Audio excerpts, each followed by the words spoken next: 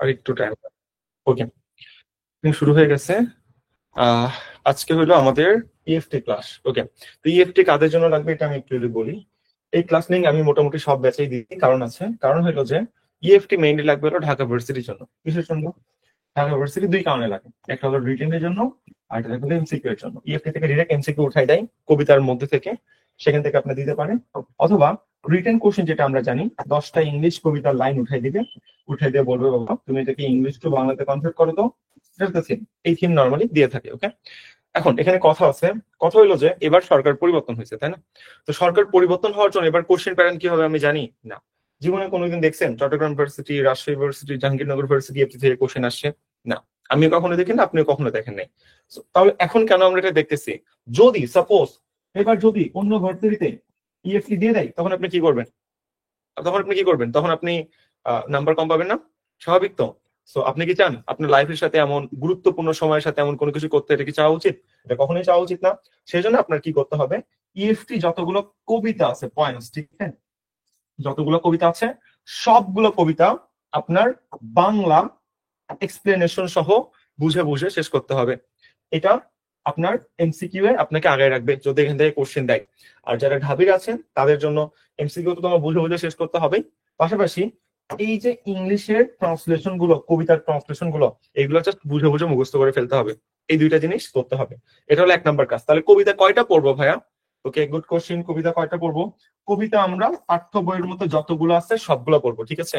কবিতা যতগুলো আছে আমরা সবগুলাই পড়বো, একটা কবিতাও বাদ দিব না। কোনো শর্ট সিলেবাস, কোনো ফুল সিলেবাস নাই।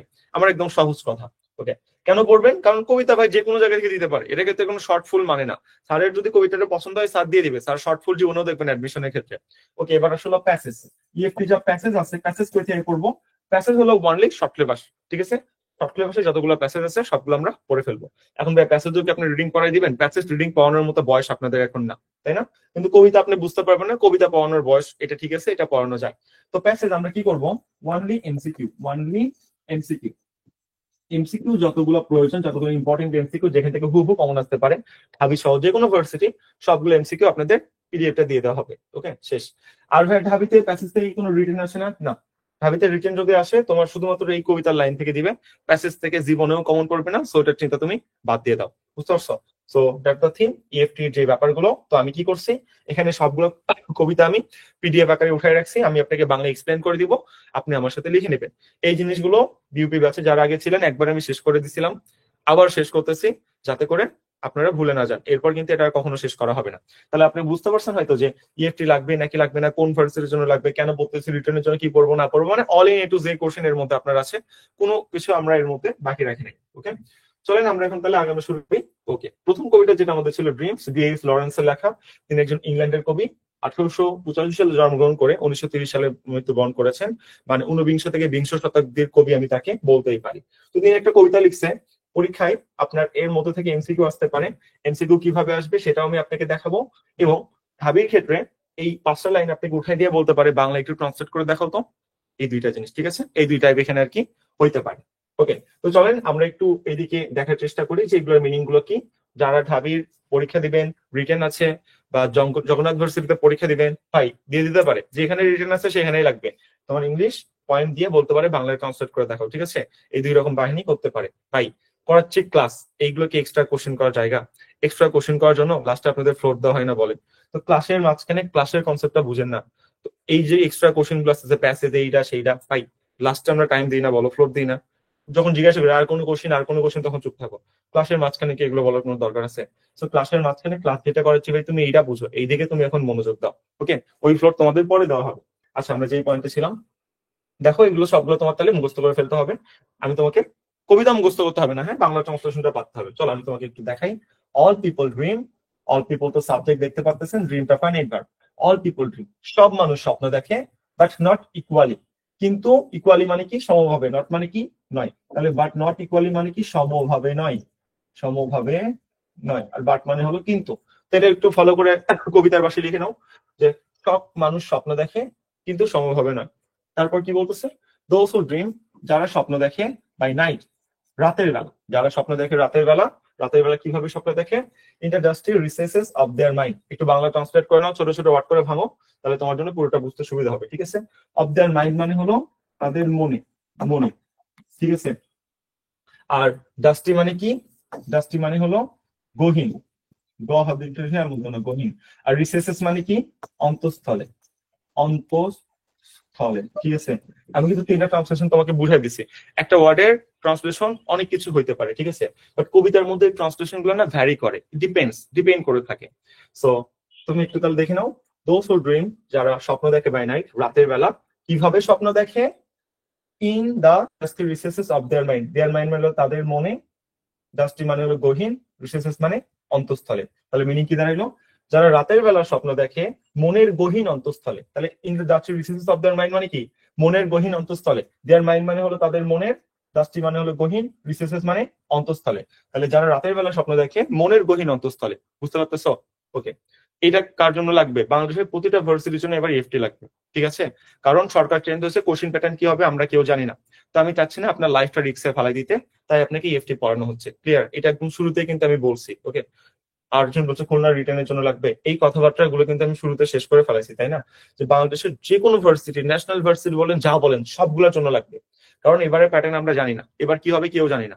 সো আমি রিস্ক নিতে পারবো না আপনার লাইফের সাথে। আপনি আপনার লাইফে রিস্ক নিতেই পারেন, আপনি বাদ দিতেই পারেন, বাট আমি আপনার লাইফ নিয়ে কোনো রিস্ক নিতে পারবো না। ঠিক আছে? এখানে আমার একটা রেসপন্সিবিলিটি আছে, তাই আপনাকে এটা পড়ানো হচ্ছে। শর্টকাট কথা ক্লিয়ার? সো এখানে যারা যারা জয়েন করছেন সবার জন্য লাগবে। আমি যেভাবে পড়াচ্ছি সবগুলা নোট করবেন। শেষ কথা, শেষ। ওকে। নোট কিভাবে করব? আই থিঙ্ক শুরুতে, ক্লাসের শুরুতে আপু জয়েন ছিলেন না, আমি একটু বলে দিই। এই যে আমি বাংলা মার্কিং করে দিচ্ছি না, আপনি প্রতিটা লাইনে বাংলা নোট করবেন। আপনি ঢাবিতে এক্সাম দেন না দেন, রিটেন লাগুক না লাগুক, আপনি নোট করবেন। কেন নোট করবেন? বাংলা লাইনগুলো যদি আপনি আমার সাথে নোট না করেন, তাহলে কিন্তু আপনি এমসিকিউ পারবেন না। এখান থেকে এমসিকিউ কিভাবে আসে সেটা আমি কিন্তু দেখাই দিব। ওকে। সেকেন্ড পয়েন্ট, তো তোমার এটা বাদ দেওয়ার কোনো এখতিয়ার বা কোনো সাহস এখানে নাই। আর ক্লাসের মাঝখানে এক্সট্রা কোনো কোশ্চেন না ভাই। তোমার যত কোশ্চেন তুমি ক্লাসের লাস্টে করবা, তোমাকে ফ্লোট দেওয়া হবে। ঠিক আছে? তাহলে একটু আমি চলে আসি। তো যেখানে ছিলাম, those who dream by night, যারা রাতের বেলা স্বপ্ন দেখে, in the dusty recesses of their mind, মনের গহীন অন্তঃস্থলে যারা রাতের বেলা স্বপ্ন দেখে, তারা কি হয়? Woke up in the morning. Woke in the morning, waking মানে কি? ঘুম থেকে জেগে ওঠা। ঠিক আছে? ঘুম থেকে ওঠা, ওকিং মানে হলো ঘুম থেকে ওঠা। ঘুম থেকে ওঠে ইন দ্য মর্নিং, সকালবেলা ঘুম থেকে ওঠে, এবং কি? টু ফাইন্ড, এবং বুঝতে পারে যে, দ্যাট, যে ইট ওয়াজ এ ভ্যানিটি। ভ্যানিটি মানে হলো মিথ্যা বা নিছক, মিথ্যা বা নিছক। তাহলে পুরোটা আমি একটু তোমাকে বলে দিই। দেখো, অল পিপল ড্রিম, সব মানুষ স্বপ্ন দেখে, বাট নট ইকুয়ালি, সমভাবে না। Those who dream by night, যারা রাতের বেলা স্বপ্ন দেখে, in the dusty recesses of their mind, মনের গহীন অন্তঃস্থলে। মনের গহীন অন্তঃস্থলে মানে বুঝে না? ঘুমিয়ে ঘুমিয়ে, একদম গভীর ঘুমে। এই মনের গহীন অন্তঃস্থলে সিনোনিম হলো যে ঘুমিয়ে ঘুমিয়ে, বা একদম গভীর ঘুমে, তন্দ্রাচ্ছন্ন হয়ে, এরকম অনেকগুলো সিনোনিম এখানে আসতে পারে। বুঝছো? এই আর কি। তো যারা রাতের বেলা স্বপ্ন দেখে ঘুমিয়ে ঘুমিয়ে বা মনের গহীন অন্তঃস্থলে, কি হয়? ও ইন দ্য মর্নিং, সকালবেলা ঘুম থেকে জেগে ওঠে, টু ফাইন্ড, তারপর বুঝতে পারে যে, দ্যাট, যে ইট ওয়াজ এ ভ্যানিটি, এটা মিথ্যা ছিল বা এটা নিছক ছিল। ঠিক আছে? একটু হলো ব্যাপার। তারপর পরের লাইন আসতেছে, but dreamers of the day. Dreamers of the day মানে হলো যারা দিনের বেলা স্বপ্ন দেখে। ঠিক আছে? ড্রিমার্স অফ দ্য ডে মানে হলো যারা দিনের বেলা স্বপ্ন দেখে। But dreamers of the day, যারা দিনের বেলা স্বপ্ন দেখে। আর ডেঞ্জারাস পিপল, তারা হলো ভয়ঙ্কর মানুষ। ডেঞ্জারাস মানে হলো ভয়ঙ্কর বা ভয়ানক। ঠিক আছে? ভয়ঙ্কর বা ভয়ানক। তারা কি? তারা হলো ভয়ানক মানুষ। এবং কি কি জন্য অনেক মানুষ? এখানে ফর এর সিনোনিম হলো বিকজ, বিইসিএইউএসি। কবিতার জন্য ফর হিসেবে ইউজ করা হয়েছে, বাট ফর এখানে বিকজ হিসেবে কাজ করতেছে। ফর, ফর এখানে ছিল না, এখানে বিকজ। ফরের বাংলা মিনিং কি আসছে? বিকজ। বিকজ এর বাংলা মিনিং কি? কারণ। কেন তারা ডেঞ্জারাস পিপল? কারণ কি?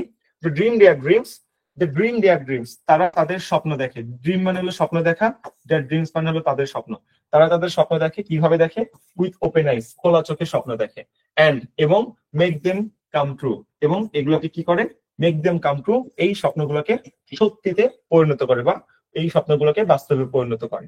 And make them come true মানে, এবং এগুলোকে বাস্তবে পরিণত করে। বুঝতে পারছেন? এই হলো ব্যাপার। একজন একটা কোশ্চেন করছিল, ভাইয়া এখানে রিসেসেস কোন পারসেস প্লিজ? আপনি দেখতে পাচ্ছেন প্রিপজিশনের আগে আছে, তার মানে রিসেসেস চোখ বন্ধ করে নাও। ডাস্টি হলো অ্যাডজেক্টিভ, দা হলো একটা অ্যাডজেক্টিভ, ইন হলো একটা প্রিপজিশন। আপনার কোশ্চেনের অ্যান্সার। সো এটা আমি আপনাকে আরেকবার বুঝাই দিতেছি, আপনি জাস্ট কষ্ট করে এগুলো নোট করে নেবেন। মিনিং তো, আপনি যদি ইংলিশে এক্সপার্ট হন তাহলে শুধু ওয়ার্ড মিনিং গুলো আমার সাথে নোট করে নেন, আর এক্সপার্ট না হলে পুরো লাইনটা আপনি খাতায় একটু কষ্ট করে লিখে নেন। ওকে? আর কেন লিখে নেবেন? আপনার যে কোনো বইয়ে এক্সপ্লেনেশন থাকতেই পারে, বাট কোনো বইয়ে বিশ্বাস করেন পারফেক্ট এক্সপ্লেনেশন নাই। উলট পালট আছে, হয় গুগল ট্রান্সলেশন, চ্যাটজিপিটি ট্রান্সলেশন, যে কোনো রকমের, হ্যাঁ, মানে গায়ে দায়ে পাড়ি দেওয়া যে এরকম ব্যাপার, আপনি ফিলিংসটা বুঝতে পারবেন না। বাট আমি যেহেতু 10-15টা বই কমপ্লিট করা, দেন এই জিনিসটা আমি অনেকবার পড়ছি, অনেকবার পড়াইছি, তো এই জিনিসটা আমি ভালো মতো জানি, তাই বলতেছি। আপনি ভাবতে পারেন আপনার বইয়ে বাংলা ট্রান্সলেশন আছে, হ্যাঁ ভাই বইয়ে ট্রান্সলেশন থাকে, ওই ট্রান্সলেশন একটু পড়তে যাও, তাহলেই বুঝবো যে কত রকম ট্রান্সলেশন আছে। তাই তুমি, আমি যেটা বলতেছি এটা নোট করে নেবা। ঢাবির জন্য বলতেছি ভাই, তোমার বই যে ট্রান্সলেশন দেওয়া আছে, ওই ট্রান্সলেশন কিন্তু স্যারের পছন্দ হবে না, তুমি কিন্তু ফুল মার্ক পাবা না, আমি আবার বলে দিচ্ছি। আমি যে ট্রান্সলেশনটা দিচ্ছি এটা কষ্ট করে লিখে নাও, কারণ এটার মধ্যে আবেগ আছে, রাইট? এটা চ্যাট জিপিটির ট্রান্সলেশন না, এটা মানুষ দ্বারা ট্রান্সলেশন করা। সো স্যারের ওখানে আবেগ বুঝতে হবে। কবিতার বাংলা মিনিং কি? কবিতা মানে হলো এখানে আপনার ভাবের বহিঃপ্রকাশ হইতে হবে। এখানে গিয়ে আপনি জাস্ট বাংলা ট্রান্সলেশন করে ট্রান্সলেশন দিয়ে দিলেন, কোনো রসকস নাই, হবে হবে না তো। তো রসকস দিয়ে ট্রান্সলেশন করতে হবে। ঠিক আছে, তাহলে আমি পুরোটা তোমাকে আরেকবার রিপিট করে দিচ্ছি। অল পিপল ড্রিম, সব মানুষ স্বপ্ন দেখে, বাট নট ইকুয়ালি, কিন্তু সমভাবে নয়। Those who dream by night, যারা রাতের বেলা স্বপ্ন দেখে, in the dark recesses of their mind, মনের গহীন অন্তঃস্থলে, বা যেটাকে আমি সেমিন ভাবে বলতেছি কি, ঘুমিয়ে ঘুমিয়ে, যারা রাতের বেলা স্বপ্ন দেখে ঘুমিয়ে ঘুমিয়ে বা মনের গহীন অন্তঃস্থলে, ওক ইন দ্য মর্নিং, সকালবেলা ঘুম থেকে জেগে ওঠে, টু ফাইন্ড দ্যাট, জেগে উঠে দেখতে পারে যে, দ্যাট যে ইট ওয়াজ এ ভ্যানিটি, এটা মিথ্যা ছিল বা নিছক ছিল। ভ্যানিটি মানে মিথ্যা বা নিছক, যে জিনিসটা মায়া, যে জিনিসটা বাস্তবে কখনো ছিলই না, যে জিনিসটা অবাস্তব, সেটাকে ভ্যানিটি বলা হয়। মিছক, মায়া, অবাস্তব, অনেকগুলো মিনিং হইতে পারে, বাট এখানে মিথ্যা বলাটা সবচেয়ে বেশি সুন্দর। ঠিক আছে, মিথ্যা বললে সবচেয়ে বেশি অ্যাপ্রোপ্রিয়েট মিনিং আসে। But dreamers of the day, dreamers of the day মানে কি, যারা দিনের বেলা স্বপ্ন দেখে। কিভাবে স্বপ্ন দেখে? আর ডেঞ্জারাস পিপল, তারা হলো ভয়ানক মানুষ। বিকজ এখানে ফরেস্টের নেম কি, ফরেস্টের নেম কিন্তু এখানে বিকজ। কবিতার ক্ষেত্রে, সাহিত্যিক ক্ষেত্রে আপনি মানে সেম সেম হু হু ওয়ার্ড ইউজ করতেই হবে এমন কোনো বাস্তবতা নাই। কবিতার সৌন্দর্যতার জন্য আপনি মিনিং চেঞ্জ করে দিতে পারেন। ঠিক আছে, এখানে ফরের হিডেন মিনিং কি? ফরের হিডেন মিনিং হলো বিকজ। আমাদের একটা বাক্য ছিল না, দেয়ার ইজ নো মাদার, কি বলে, there is no mother but loves her child, এরকম একটা ছিল না, যে এমন কোনো মা নাই যে তার সন্তানকে ভালোবাসে না। There is no mother who doesn't love her child. So ওইখানে তোমার কি ছিল, বাটের মধ্যে হুর কথাটা হিডেন ছিল, এগুলোকে সিউডো কনজাংশন বলা হয়। ঠিক আছে, সো ফর এর মধ্যে মিনিং আছে হলো বিকজ। বিকজ একটা সিউডো কনজাংশন, তুমি কিভাবে বুঝবা? এই যে আমি তোমাকে শিখিয়ে দিচ্ছি, তুমি এভাবে বুঝবা। তুমি জানো না জন্যই তো এখানে শিখতেছো, তাই না? এই আর কি ব্যাপার। এবং এখানে ফর মানে জন্য, জন্য দিলে মিনিং মেলে না ভাই, তাই বিকজ মিনিং দিতে হচ্ছে। Because the dream their dreams, কারণ তারা তাদের স্বপ্ন দেখে উইথ ওপেন আইস, খোলা চোখে, এবং and make them came true, এবং এই স্বপ্নগুলোকে কিসে পরিণত করে? বাস্তবে পরিণত করে। অ্যাজ সিম্পল অ্যাজ দ্যাট, এতটুকুই আর কি ব্যাপার, আর কোনো সমস্যা এখানে নাই। এই হলো আমাদের ড্রিমস, ডিএস লরেন্সের লেখা খুব সুন্দরতম একটা কবিতা। এই কবিতা থেকে আপনার কি হইতে পারে, এই কবিতা থেকে আপনার বাংলা ট্রান্সলেশন আসতে পারে বা এমসিকিউ আসতে পারে। এখন কথা ভাই, কবিতা থেকে আপনার জিস রাইটিং আসতে পারে। ঢাবির ক্ষেত্রে, রিটেনের ক্ষেত্রে বলতেছি, what is জিস writing?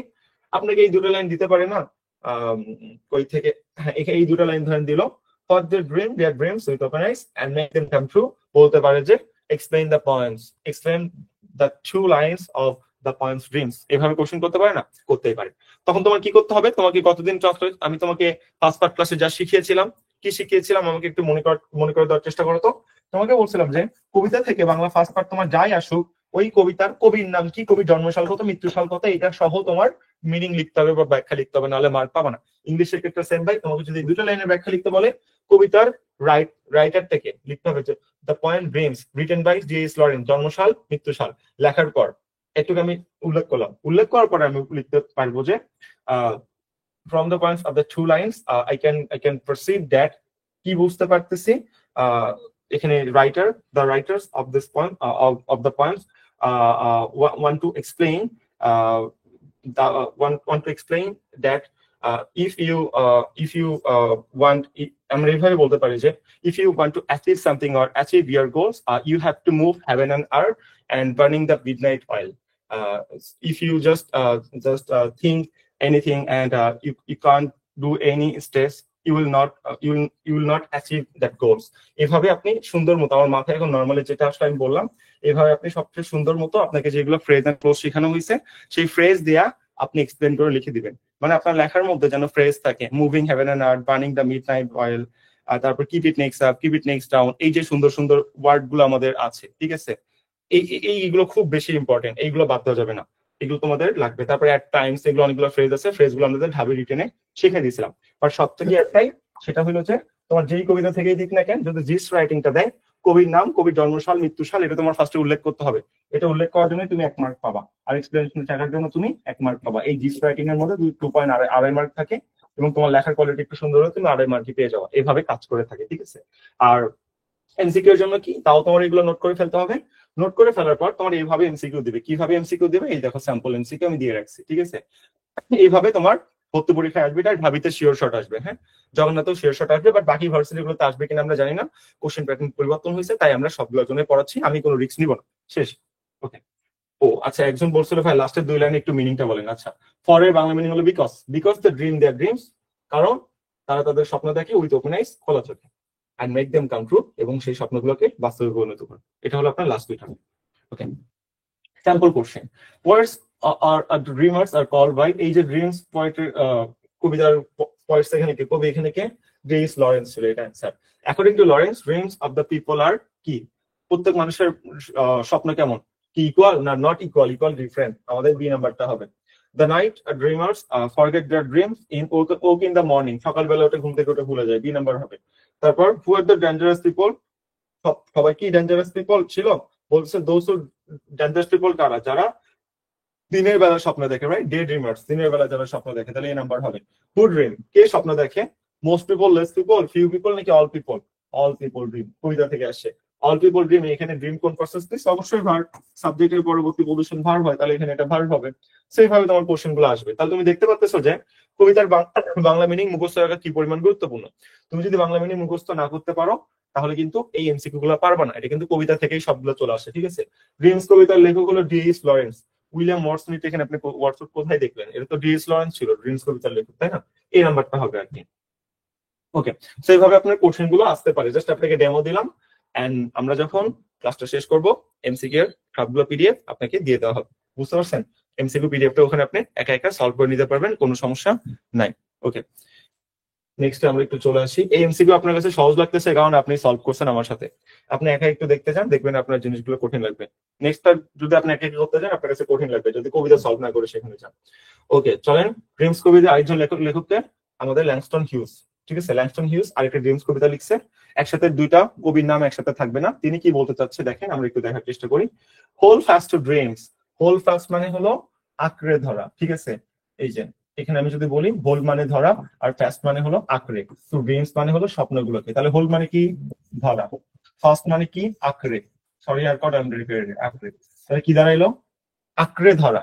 Whole fast to dreams, এখানে ইউ কথাটা হিডেন আছে, তার মানে এটা আমাদের একটি imperative sentence. You hold fast to dreams, তাহলে কি, তুমি স্বপ্নগুলোকে আঁকড়ে ধরো, তাই না। তুমি কত তো নাই, তাহলে আমি এখানে কি বলবো, হোল ফাস্ট টু ড্রিমস, স্বপ্নগুলোকে আঁকড়ে ধরো, বুঝছো, এটা কথা বলতেছে।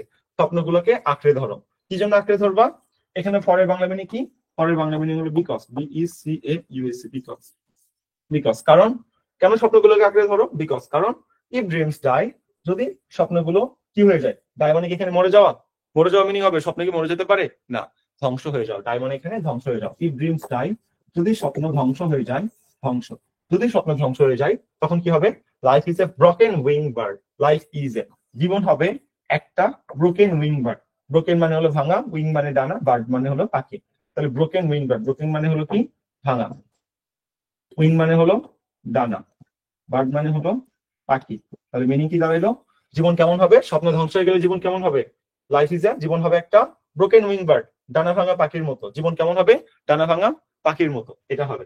এবং সেই, এবং সেটা কি, দ্যাট ক্যানট ফ্লাই, যেই পাখি উঠতে পারে না, জীবন এরকম হবে। পাখির জন্ম হয়েছে আকাশে উড়ার জন্য, তার ডানা যদি ভাঙা থাকে, পাখির যে বৈশিষ্ট্য সেটা কি আর তার থাকলো, থাকলো না তো ভাই। তো এটাই আর কি এখানে বোঝানো হয়েছে আর কি। সো এটা আপনাকে বলতেছে যে হোল ফাস্ট টু ড্রিমস, স্বপ্নগুলোকে আঁকড়ে ধরো, বিকজ, ফরের বাংলা মিনিং এখানে কি, বিকজ, বিকজ কারণ, ইফ ড্রিমস ডাই, যদি স্বপ্ন কি হয়ে যায়, ধ্বংস হয়ে যায়, life is a broken wing bird, জীবন হবে ডানা ভাঙা পাখির মতো, দ্যাট ক্যানট ফ্লাই, যেই পাখি উঠতে পারে না। শেষ। তিনি আবার বলতেছেন যে হোল ফাস্ট টু ড্রিমস, স্বপ্নগুলোকে আঁকড়ে ধরো, ফরের বাংলা মিনিং এখানে কি বাবা, বিকজ, বিইসিএইউএসই, বিকজ, বিকজ কেন স্বপ্নগুলো আঁকড়ে ধরো, because when dreams go, go মানে কি চলে যাওয়া না, এখানে মিনিং হলো ছুটে যাওয়া, ছুটে যাওয়া। when dreams go, যখন কি হয়, বিকজ কেন আঁকড়ে ধরো, বিকজ কারণ, when dreams go, যখন স্বপ্নগুলো ছুটে যায়, এই যে গো মানে কি এখানে ছুটে যাওয়া, ছুটে যাওয়া বলে না, আমার হাত ছাড়া হয়ে যাওয়া বা ছুটে যাওয়া, সেটা হলো ছুটে যাওয়া বা হাত ছাড়া হয়ে যাওয়া। বিকজ when dreams go, কারণ যখন স্বপ্নগুলো ছুটে যায়, তখন কি হয়, life is a barren field, জীবন হয়ে হলো অনুর্বর মাঠের মতো, ব্যারেন মানে হলো অনুর্বর, অনুর্বর মানে কি, অনুর্বর, যেই মাঠ উর্বর না, যেই মাঠে কোনো ফসল ফলে না, যেই মাঠে কোনো সার নাই সেটাকে আসলে অনুর্বর বলা হয়। ঠিক আছে, এই আর কি ব্যাপার। আচ্ছা, আমরা একটু নেক্সট একটু চলে আসার চেষ্টা করি। তাহলে আমরা যেখানে আর কি ছিলাম, লাইফ ইজ এ ব্যারেনফিল্ড, জীবন হবে হলো আমাদের অনুর্বর মাঠের মতো। সে অনুর্বর মাঠটা কেমন? Frozen with snow. স্নো মানে তো বুঝতেছি তুষারপাত। আর ফ্রোজেন মানে কি? ফ্রোজেন মানে হলো আচ্ছন্ন, উইথ মানে হলো সাথে বা দিয়ে। তাহলে ফ্রোজেন মানে একটু লেখেন যে আচ্ছন্ন, স্নো মানে হলো তুষারপাত, ওকে। আর উইথ মানে হলো দিয়ে বা সাথে, ওকে। তাহলে একটু চলে আসেন যে হোল ফাস্ট টু ড্রিমস, স্বপ্নগুলো কাঁকড়ে ধরো, বিকজ হোয়েন ড্রিমস গো, যদি স্বপ্নগুলো ছুটে যায়, life is a barren field, জীবন হবে অনুর্বর মাঠের মতো। যে অনুর্বর মাঠটা কেমন? ফ্রোজেন উইথ স্নো, অর্থাৎ তুষারপাতে আচ্ছন্ন।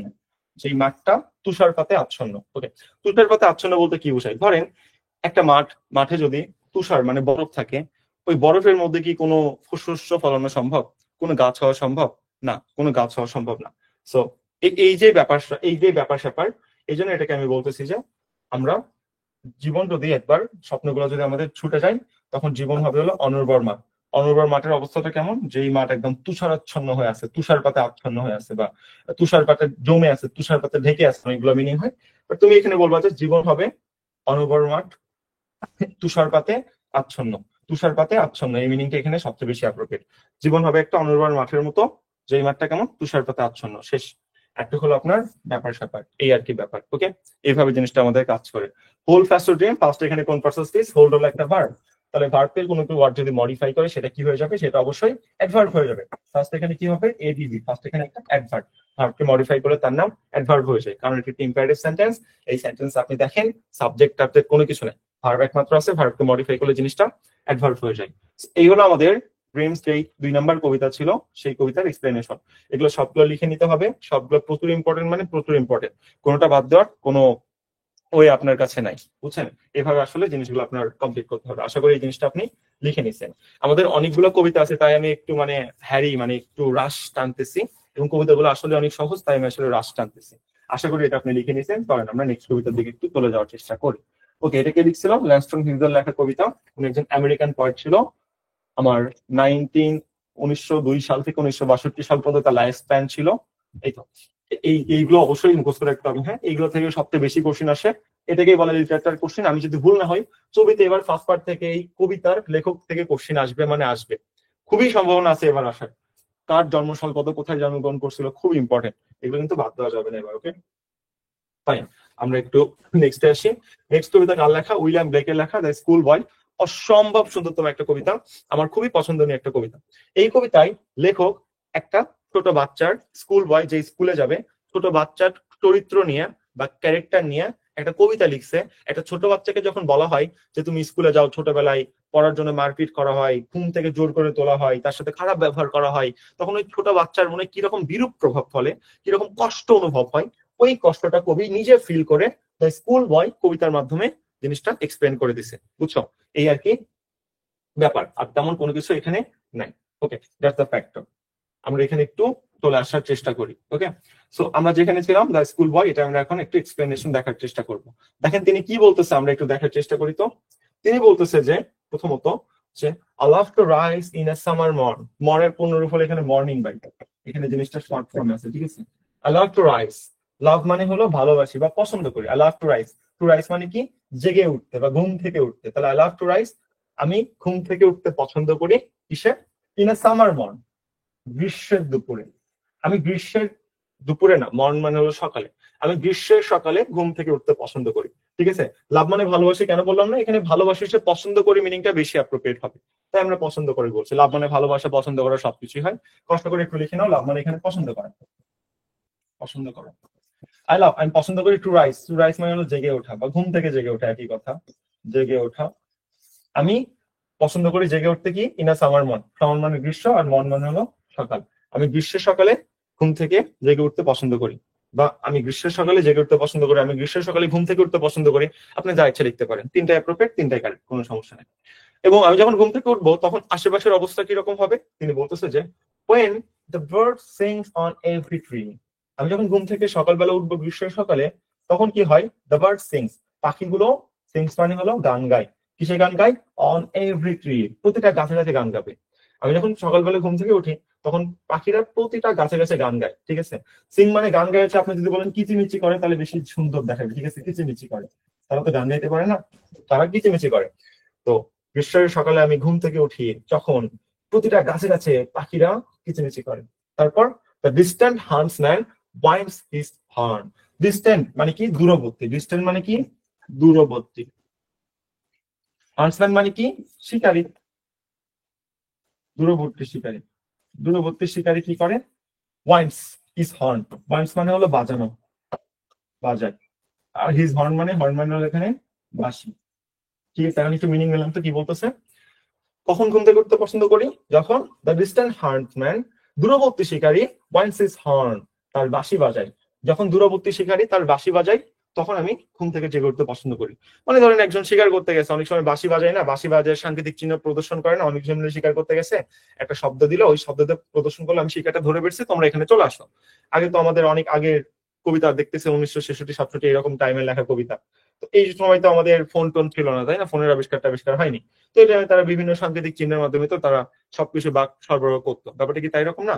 তো এই একই ব্যাপার, এটাই বলতেছে যে দ্য ডিস্ট্যান্ট হান্টম্যান, দূরবর্তী শিকারী, ওয়াইন্ডস হিজ হর্ন, তার বাঁশি বাজায়, তখন আমি ঘুম থেকে উঠতে পছন্দ করি। আমি আবার কখন ঘুম থেকে উঠতে পছন্দ করি? তিনি বলতেছে যখন অ্যান্ড, এবং যখন কি হয়? The Skylark. স্কাইলার্ক মানে কি? ভরত পাখি ভাই, ভরত, ভারত না ভাই, ভরত, ভরত, ঠিক আছে। ভরত পাখি হলো একটা অতিথি পাখি বা একটা বিদেশি পাখি। এটাকে ভরত, স্কাইলার্ক মানে একটা বিদেশি পাখি ভাই, শেষ, বা অতিথি পাখি। অ্যান্ড দ্য স্কাইলার্ক, যখন ভরত পাখি কি করে? সিংস উইথ মি, যখন ভরত পাখি আমার সাথে গান গায় তখন আমি ঘুম থেকে উঠতে পছন্দ করি। ওহ what sweet company. Oh what, কি, সুইট মানে হলো মধুর, হোয়াট মানে হলো কি, সুইট মানে হলো মধুর, কোম্পানি মানে হলো সঙ্গ। তো বলতেছে ওহ হোয়াট সুইট কোম্পানি, ওহ কি মধুর সঙ্গ। এটা ছোট বাচ্চাটা বলতেছে। তাহলে ছোট বাচ্চা আসলে কি বলতেছে? যারা দেখতে পাচ্ছেন না, একটা ইনস্ট্রাকশন থাকবে ভাই, নতুন করে বের হও, বের হয়ে নতুন করে জয়েন করো। লিটারালি টোটালি নেট ইস্যুস ছাড়া আর এখানে কোনো কিছু নাই, বুঝছো। আর এখানে সবগুলো রেকর্ডিং থাকতেছে, সব স্পষ্ট একদম ক্লিয়ার আছে। সো যে কোনো সমস্যায় সবগুলোর একটা সলিউশন, লেফট নিয়ে নতুন করে জয়েন হও, এই তো, বুঝছেন? ওকে, তাহলে পুরোটা আমি একটু রিপিট করে দিই। ছোট একটা বাচ্চার কণ্ঠে আমরা শুনতেছি। I love to rise in a summer morn. গ্রীষ্মের সকালে আমি জেগে উঠতে পছন্দ করি। When bird sings on every tree. যখন প্রতিটা গাছে গাছে পাখিরা কিচিমিচি করে। The distant huntsman winds his horn. দূরবর্তী শিকারী যখন তার বাঁশি বাজায়। And the skylark sings with me. এবং ভরত পাখি আমার সাথে গান গায়। Oh, what sweet company. Oh, কি মধুর সঙ্গ। এটা ছোট বাচ্চাটা প্রথম 5 লাইনে বললো, এবং এই 5 লাইন দিয়ে বলতে পারে বাংলা এক্সপ্লেনেশন কি বল, দিতেই পারে।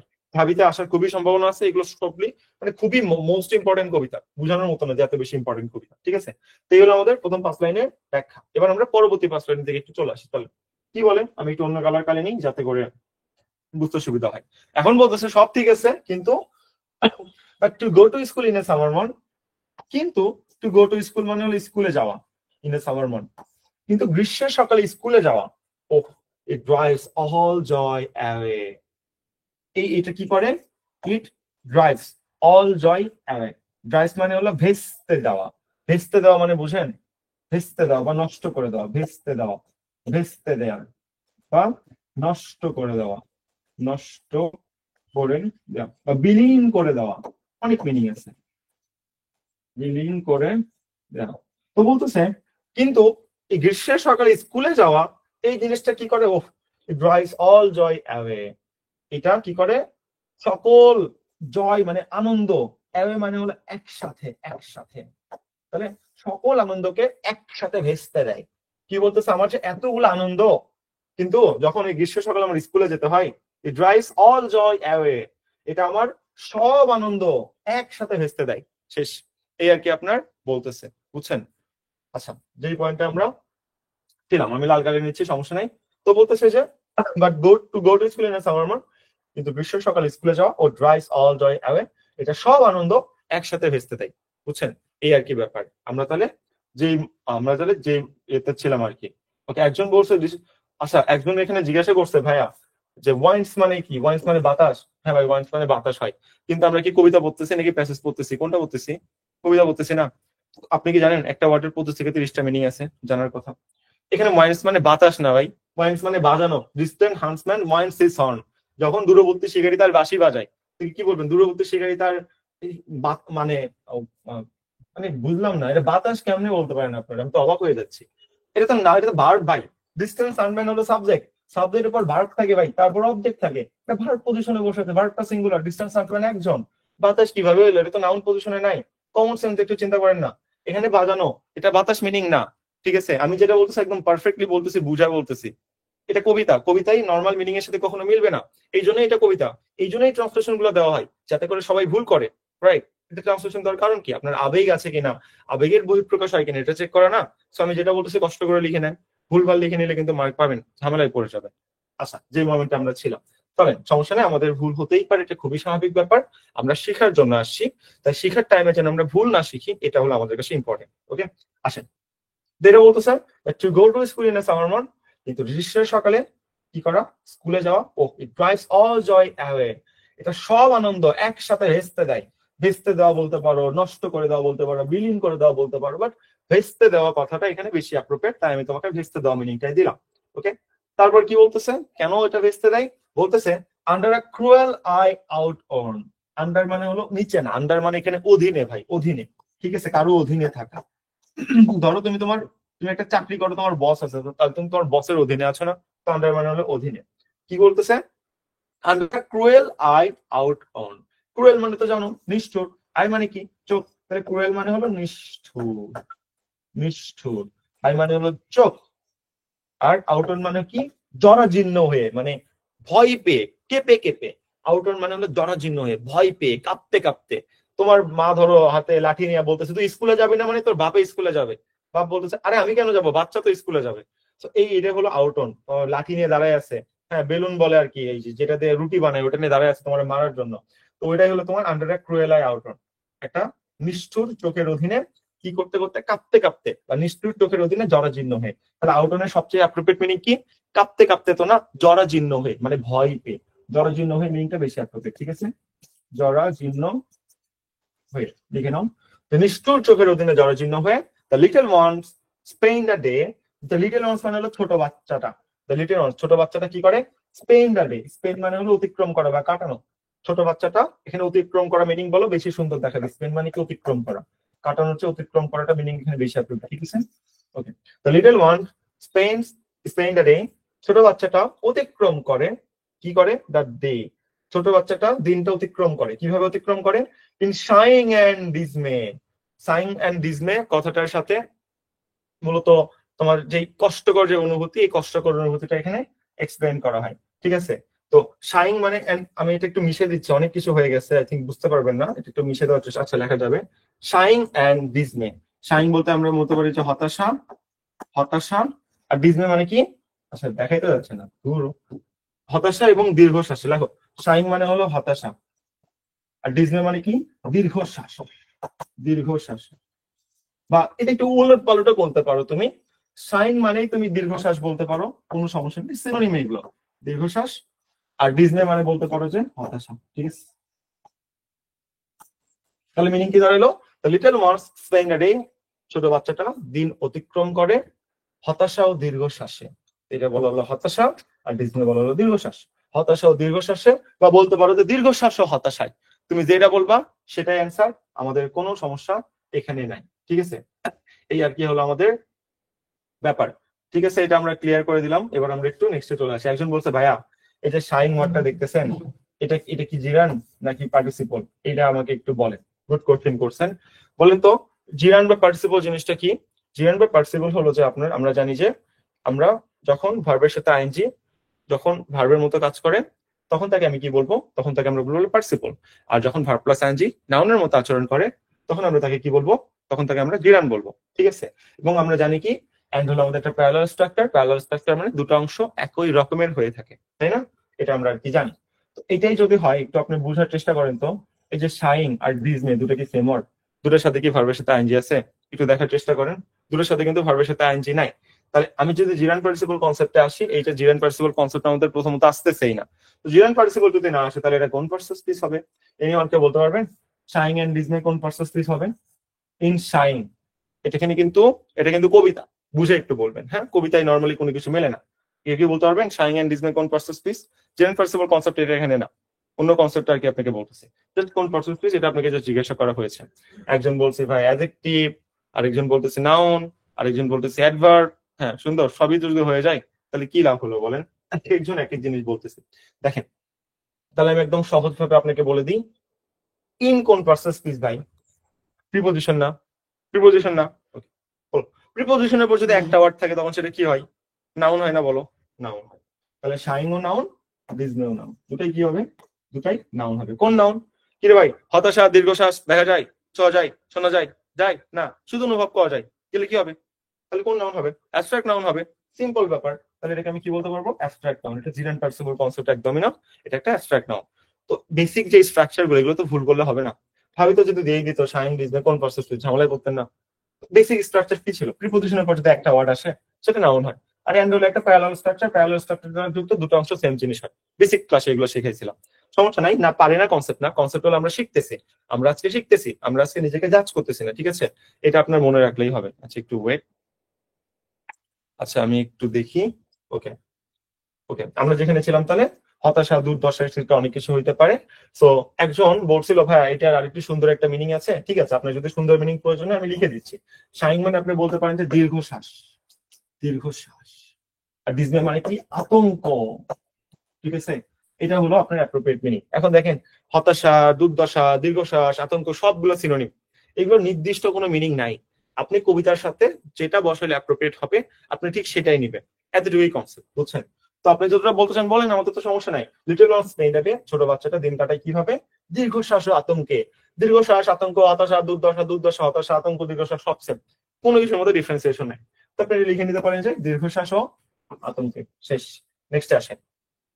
তারপর কি হয়? আহ, বলতেছে আবেগ প্রকাশ হতেছে, আহ। দেন এরপর, আহ, এরপর এট টাইমস, এট টাইমস মানে হলো ওই সময়ে, ওই সময়ে, ওই সময় কি ভাই? আহ, এরপর ওই সময় ড্রপিং সিট। ড্রপিং সিট মানে কি? আমি সিটে বসে পড়ি। ড্রপিং মানে হলো বসে থাকা বা বসে পড়া। আর ড্রপিং সিট, আমি সিটে বসে পড়ি। সিট মানে কি বলতে পারেন আপনার বসার জায়গা। সিট কথাটা এখানে বেশি অ্যাপ্রোপ্রিয়েট হবে।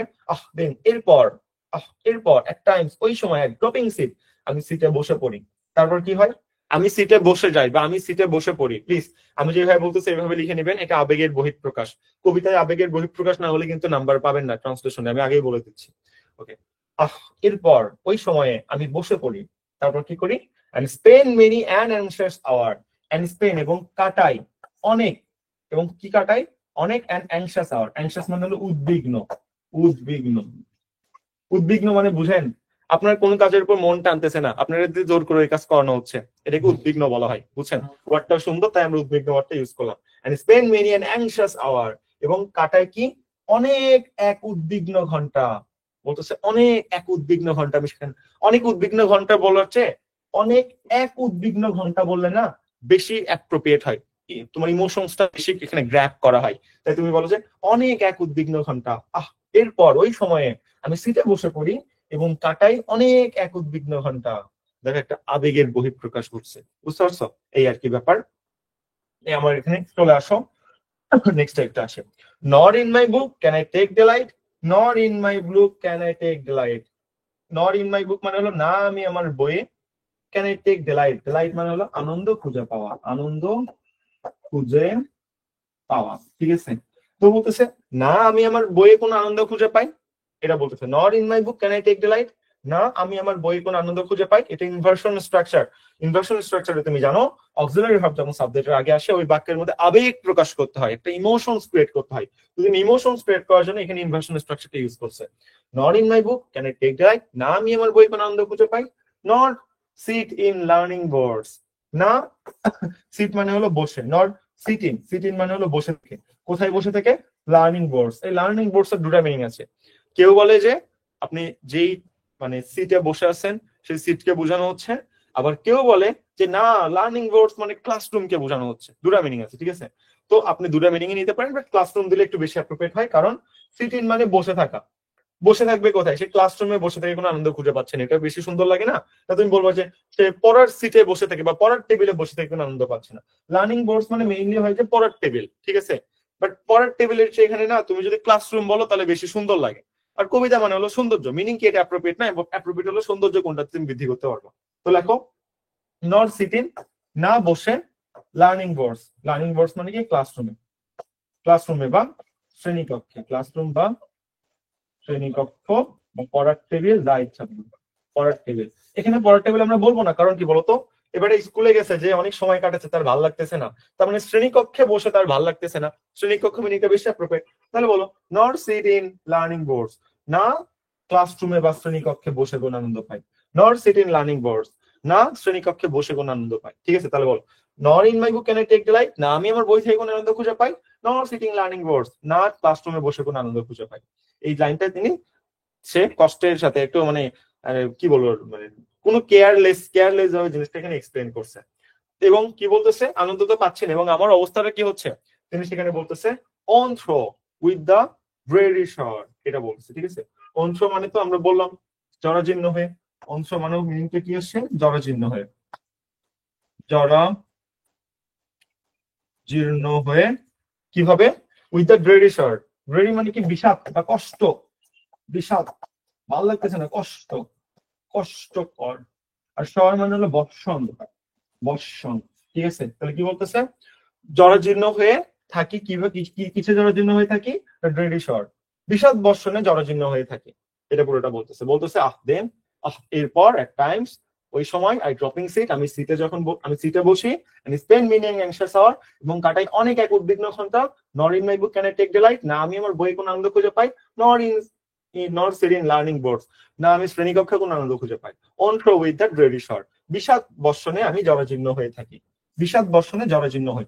অংশ মানে হলো জরাজীর্ণ হই, উইথ মানে হলো সাথে, কিসের সাথে?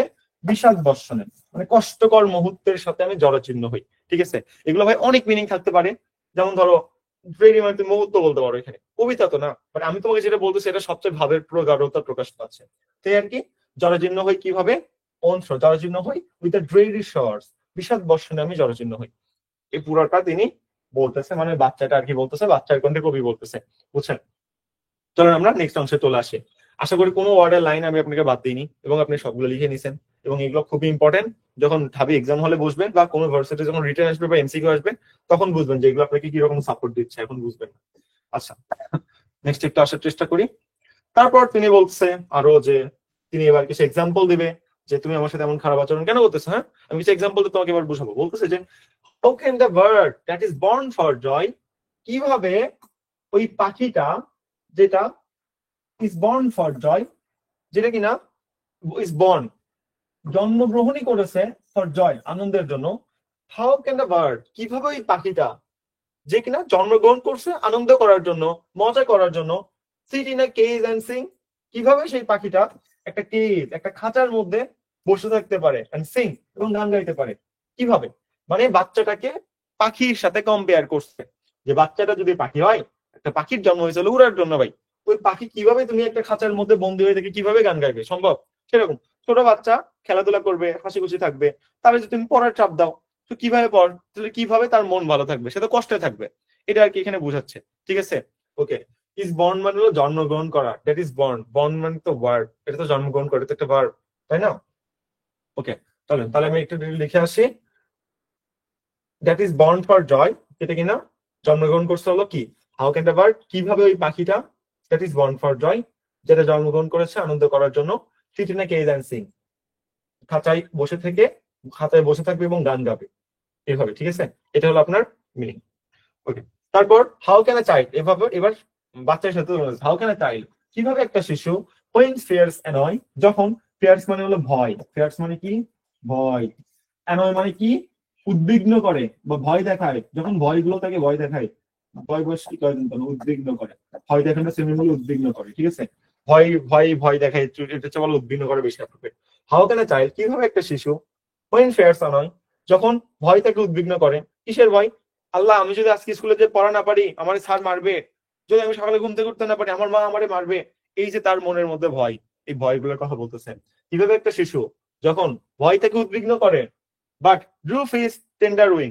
বাট ড্রুপ মানে হলো, ড্রুপ মানে কি, তখন সে কি করে, বাট ড্রুপ, ড্রুপ মানে হলো গুটিয়ে নেওয়া, গুটিয়ে নেওয়া, ঠিক আছে, গুটিয়ে নেওয়া, গুটিয়ে নেয় কি, হিজ মানে হলো তার, টেন্ডার মানে কি কচি, আর উইং মানে কি ডানা, ঠিক আছে। যখন কি বলতেছে, হাউ ক্যান আ চাইল্ড, কিভাবে একটা শিশু, হোয়েন ফেয়ারস এন্ড নয়, ভয় যখন তাকে উদ্বিগ্ন করে তখন কি করে সে, বা ড্রুপ গুটিয়ে নেয়, হিজ টেন্ডার উইং, তখন সে তার কচি ডানাগুলো গুটিয়ে নেয়। কচি ডানা বলতে কি, কচি ডানা বলতে ছোটবেলায় তার খেলাধুলা করার কথা ছিল, আম্মু মারবে, আমি খেলাধুলা করবো না, আমি বই নিয়ে বসে আছি, এটাকে বলতেছে তার সেই ছোট ছোট ইচ্ছাগুলোকে প্রকাশ না করা, ঠিক আছে, হিডেনে রেখে দেওয়া, এটাকে বলতেছে যে বা ড্রুপ হিজ টেন্ডার উইং, ভয় যখন তাকে উদ্বিগ্ন করে তখন কি হয়, ড্রুপ হিজ টেন্ডার উইং, সে তার কচি ডানাগুলো গুটিয়ে নেয়, ঠিক আছে। এন্ড ফরগেট এবং ভুলে যায়, হিজ তার ইউথফুল স্প্রিং, ইউথফুল মানে হলো আপনার কি বলতে পারবো, যৌবন কাল তো এখানে বলা যাবে না, এখানে বলতে হবে সবুজ দীপ্ত, ইউথফুল মানে সবুজ দীপ্ত মিনিটে অ্যাপ্রোপ্রিয়েট, ঠিক আছে, সবুজ দীপ্ত, স্প্রিং মানে হলো বসন্ত, ঠিক আছে, এখানে একটু মিলাই নেন। And forget his youthful spring, এবং সে তার সবুজ দীপ্ত বসন্তের কথা ভুলে যায়।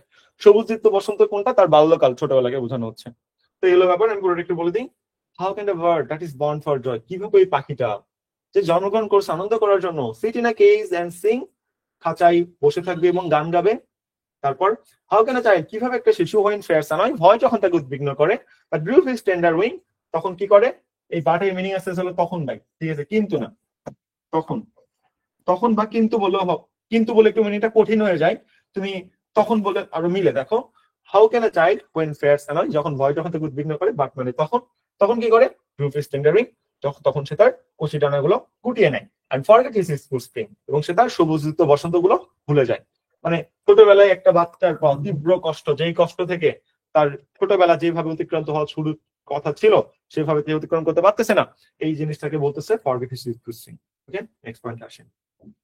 এখন বাবা মার কাছে একটা মিনতি করবে, কি মিনতি করবে দেখেন, বলতেছে যে O father, O mother, if birds are nipped, ও বাবা ও মা, if birds are nipped, birds মানে হলো ফুলের কুড়ি, নিপড মানে হলো ধ্বংস হয়ে যাওয়া, বার্ডস মানে কি, ফুলের কুড়ি, ফুলের কুড়ি, ঠিক আছে, ছোট ফুল, নিপড মানে কি, ধ্বংস হয়ে যাওয়া, ধ্বংস হয়ে যাওয়া, প্যাসিভ আছে দেখো, বার্ডস আর নিপড, তার মানে কি ফুলের কুড়ি একে একে ধ্বংস হচ্ছে না, প্রেজেন্ট ইনফিনিটিভ প্যাসিভ, ফুলের কুড়িটা অন্য কেউ ধ্বংস করতেছে। ফুলের কুড়ি মানে কি, যেখান থেকে ফুল জন্ম নেবে, তো ফুল বাচ্চা অবস্থাতে যদি কেটে ফেলো, ফুল কি আর হবে, গাছ হবে, বাগান হবে, কিছুই তো হবে না, সবগুলো একদম বার্ডেন হয়ে যাবে না, ধ্বংস হয়ে যাবে না।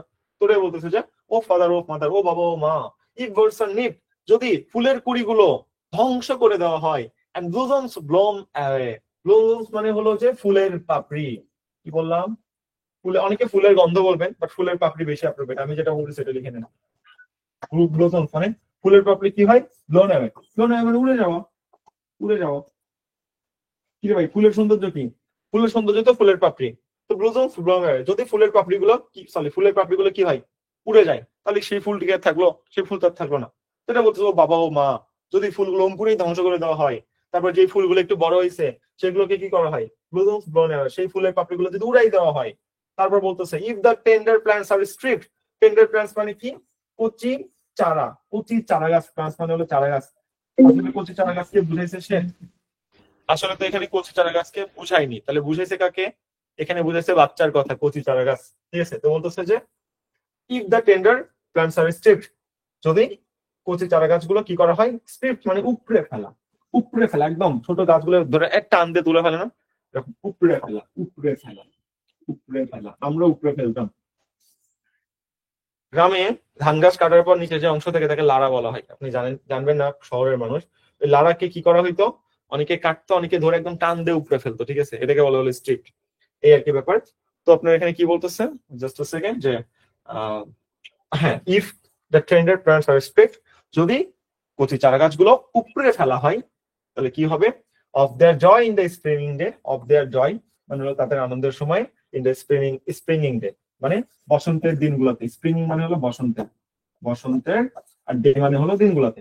তো বলতেছে যে কচি চারা গাছগুলোকে যদি উপড়ে ফেলা হয় তাদের আনন্দের সময়ে, বসন্তের দিনগুলোতে, by sorrows and cares dismay, by sorrows মানে হলো দুঃখ, এবং কেয়ারস ডিসমে মানে হলো আপনার, ডিসমে মানে এখানে হলো অভাব, বুঝছেন, ডিসমে মানে এখানে অভাবটা বেশি আছে, ওকে, আর কেয়ারস মানে হলো যত্নের, ঠিক আছে, বলতেছে যত্নের অবহেলায় এবং দুঃখে, যত্নের অবহেলা এবং দুঃখে বা কষ্টে, যত্নের অবহেলা এবং কষ্ট বা কষ্টে, কষ্টে বলেন বেশি অ্যাপ্রোপ্রিয়েট লাগবে। তো লাইনটা অ্যাকচুয়ালি এরকম, বাই সরোস এন্ড কেয়ার ডিজমে ছিল আসলে বাক্যের শুরুতে, বুঝছেন? এটা ছিল যে এখানে।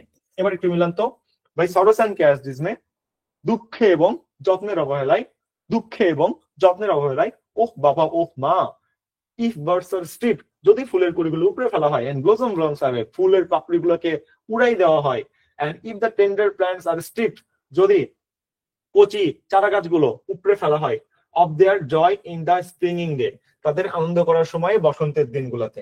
বুঝছেন? তাহলে এটা আসলে শুরুতে ছিল। শুরুতে কিন্তু এটা ছিল যে, আমি একটু শুধুমাত্র বাংলা বলতেছি যে, যে যত্নের অবহেলায় এবং দুঃখে, ও বাবা মা, যদি ফুলের কুড়িগুলো কি করা হয়, উপরে ফুলের কুড়িগুলো ধ্বংস করে দেওয়া হয়, ফুলগুলো উড়িয়ে দেওয়া হয়, কচি কচি চারা গাছগুলো উপড়ে ফেলা হয়, তাদের কি, তাদের বসন্তের আনন্দের দিনগুলাতে। এটা আর কি বলে জিনিসটা আর কি শেষ করে। আর এটা আসলে ছিল হলো শুরুতে, কিন্তু শেষে আনা হয় লাস্টে, যে যেন আপনার একটা ভাবের প্রগাঢ়তা মিলে যায়। এই যে তার কি বলে আর কি, বসন্তের দিনগুলোতে তাদের সুন্দর দিনগুলো নষ্ট করে দেওয়া হচ্ছে বাই সরোস এন্ড কেয়ার ডিজমে, কি, যত্নের অবহেলা এবং দুঃখে বা কষ্টে, যত্নের অবহেলা এবং হতাশায়। এই লাস্টে যদি আপনি বলেন যত্নের অবহেলা এবং হতাশায়, এটা মিনিংটা শুনতে একটু বেশি সুন্দর লাগে, বাট জিনিসটা ছিল আসলে এখানে। আর লাস্টে দেওয়া হয় কেন, জিনিসটার ভাগে ভাবের প্রগাঢ়তা আনার জন্য। তাহলে আপনাকে আমি পুরোটা আরেকবার একটু বুঝাই দিই। ও ফাদার মাদার, ও বাবা মা, ইফ বার্ডস আর নিট, যদি ফুলের কুড়িগুলো বিনষ্ট করে দেওয়া হয়, and blossom bloom away, ফুলের পাপড়িগুলা উড়িয়ে দেওয়া হয়, and if the tender plants are stripped, যদি কচি চারা গাছগুলো উপড়ে ফেলা হয়, of their joy in the springing day, তাদের আনন্দ করার সময় বসন্তের দিনগুলোতে, by sorrows and cares dismay, যত্নের অবহেলায় এবং হতাশায়। এই কথাটা বলে তিনি থামলো। এটা একটা কোশ্চিন মার্ক করছে যে যত্নের অবহেলা এবং হতাশায় যদি তুমি এই কাজগুলো করো, তাহলে কি হবে তার সাথে। এবার সেটা সে বলবে। তুমি যদি তার যত্নের অবহেলা এবং হতাশায় তার সাথে এই ব্যবহারগুলো করো, তাহলে তার সাথে কি হবে, দেখো তার সাথে এবার কি হয়। তো বলতেছে যে তাহলে তুমিই বলো, how shall the summer arise in joy, কিভাবে, সামার মানে গ্রীষ্মকাল, অ্যারাইজ ইন জয়, কিভাবে গ্রীষ্মকাল আনন্দ বয়ে নিয়ে আসবে তুমি বলো। তুমি তার সাথে এত নির্যাতন করছো, সব করছো, গ্রীষ্মকাল কিভাবে আনন্দ বয়ে নিয়ে আসবে। তার মানে কি, তার মানে হলো বলতেছে যে তার যখন আনন্দ বয়ে নিয়ে আসার সময় তুমি ছোটবেলাতেই বাচ্চাটা মেন্টালিটি নষ্ট করে ফেলছো, তখন তো যখন সে বড় হবে, তো কিভাবে সে পজিটিভ মাইন্ডেড থাকবে, তার মাথায় তো সবসময় নেগেটিভ মাইন্ড থাকবে, তাই না? এটা আর কি বলে দিচ্ছে। তো এটাই বলতেছে যে how shall the summer arise in joy, কিভাবে গ্রীষ্ম আনন্দ বয়ে নিয়ে আসবে, or the summer fruits appear, অথবা কিভাবেই গ্রীষ্মকালে ফল আসবে, গ্রীষ্মকালে ফল আসবে, মানে এখানে তোমার সময়ের সাথে আর কি কম্পেয়ার করছে, কিভাবেই বা গ্রীষ্মকালে ফল আসবে।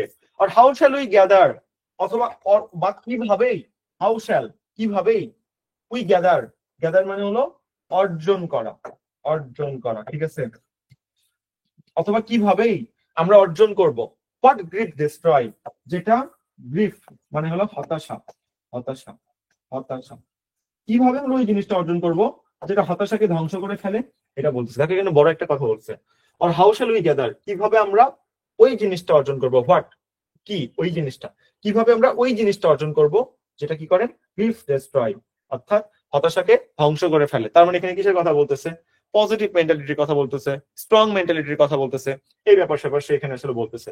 এবার বাচ্চার ক্ষেত্রে বলতেছে যে কিভাবে আমরা, বলতে আমরা বাচ্চারা, উই গ্যাদার কিভাবে আমরা অর্জন করব, হোয়াট গ্রিফ ডিস্ট্রয়, যেটা হতাশাকে ধ্বংস করে ফেলে।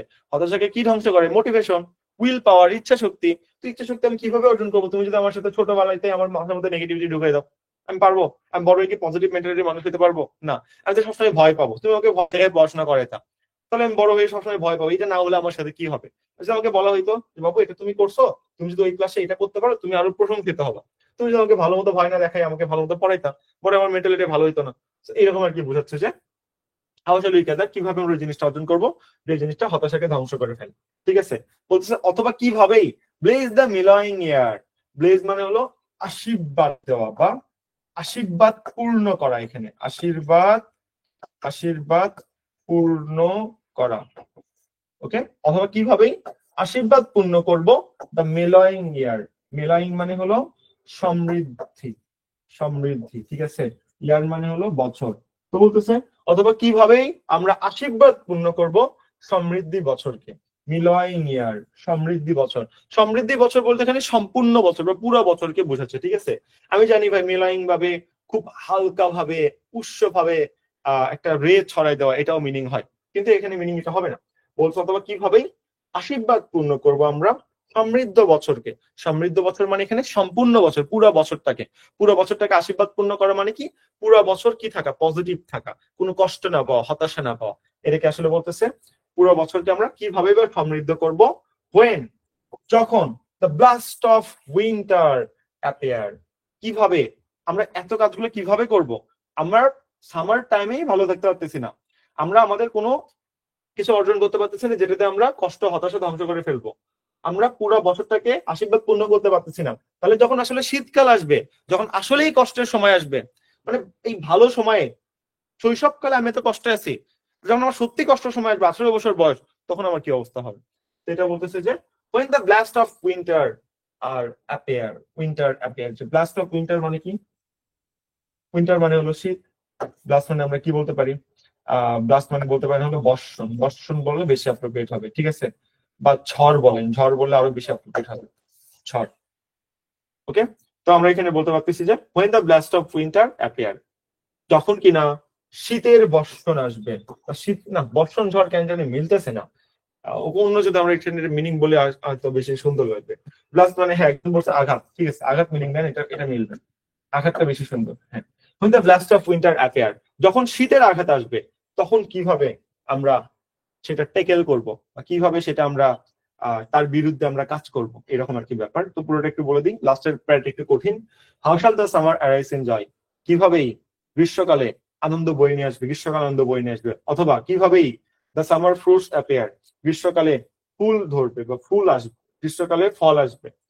আর how shall we gather for grieve this, কিভাবে আমরা ওই জিনিসটা অর্জন করব যেটা হতাশাকে ধ্বংস করে ফেলে। আর ব্লেজ দ্য মেলোয়িং ইয়ার, অথবা কি বলে আসলে পুরো সমৃদ্ধ বছরকে আশীর্বাদ পূর্ণ করে, এই জিনিসটা আমরা কিভাবে অর্জন করবো, অথবা কিভাবেই সমৃদ্ধ বছরকে আশীর্বাদ পূর্ণ করে।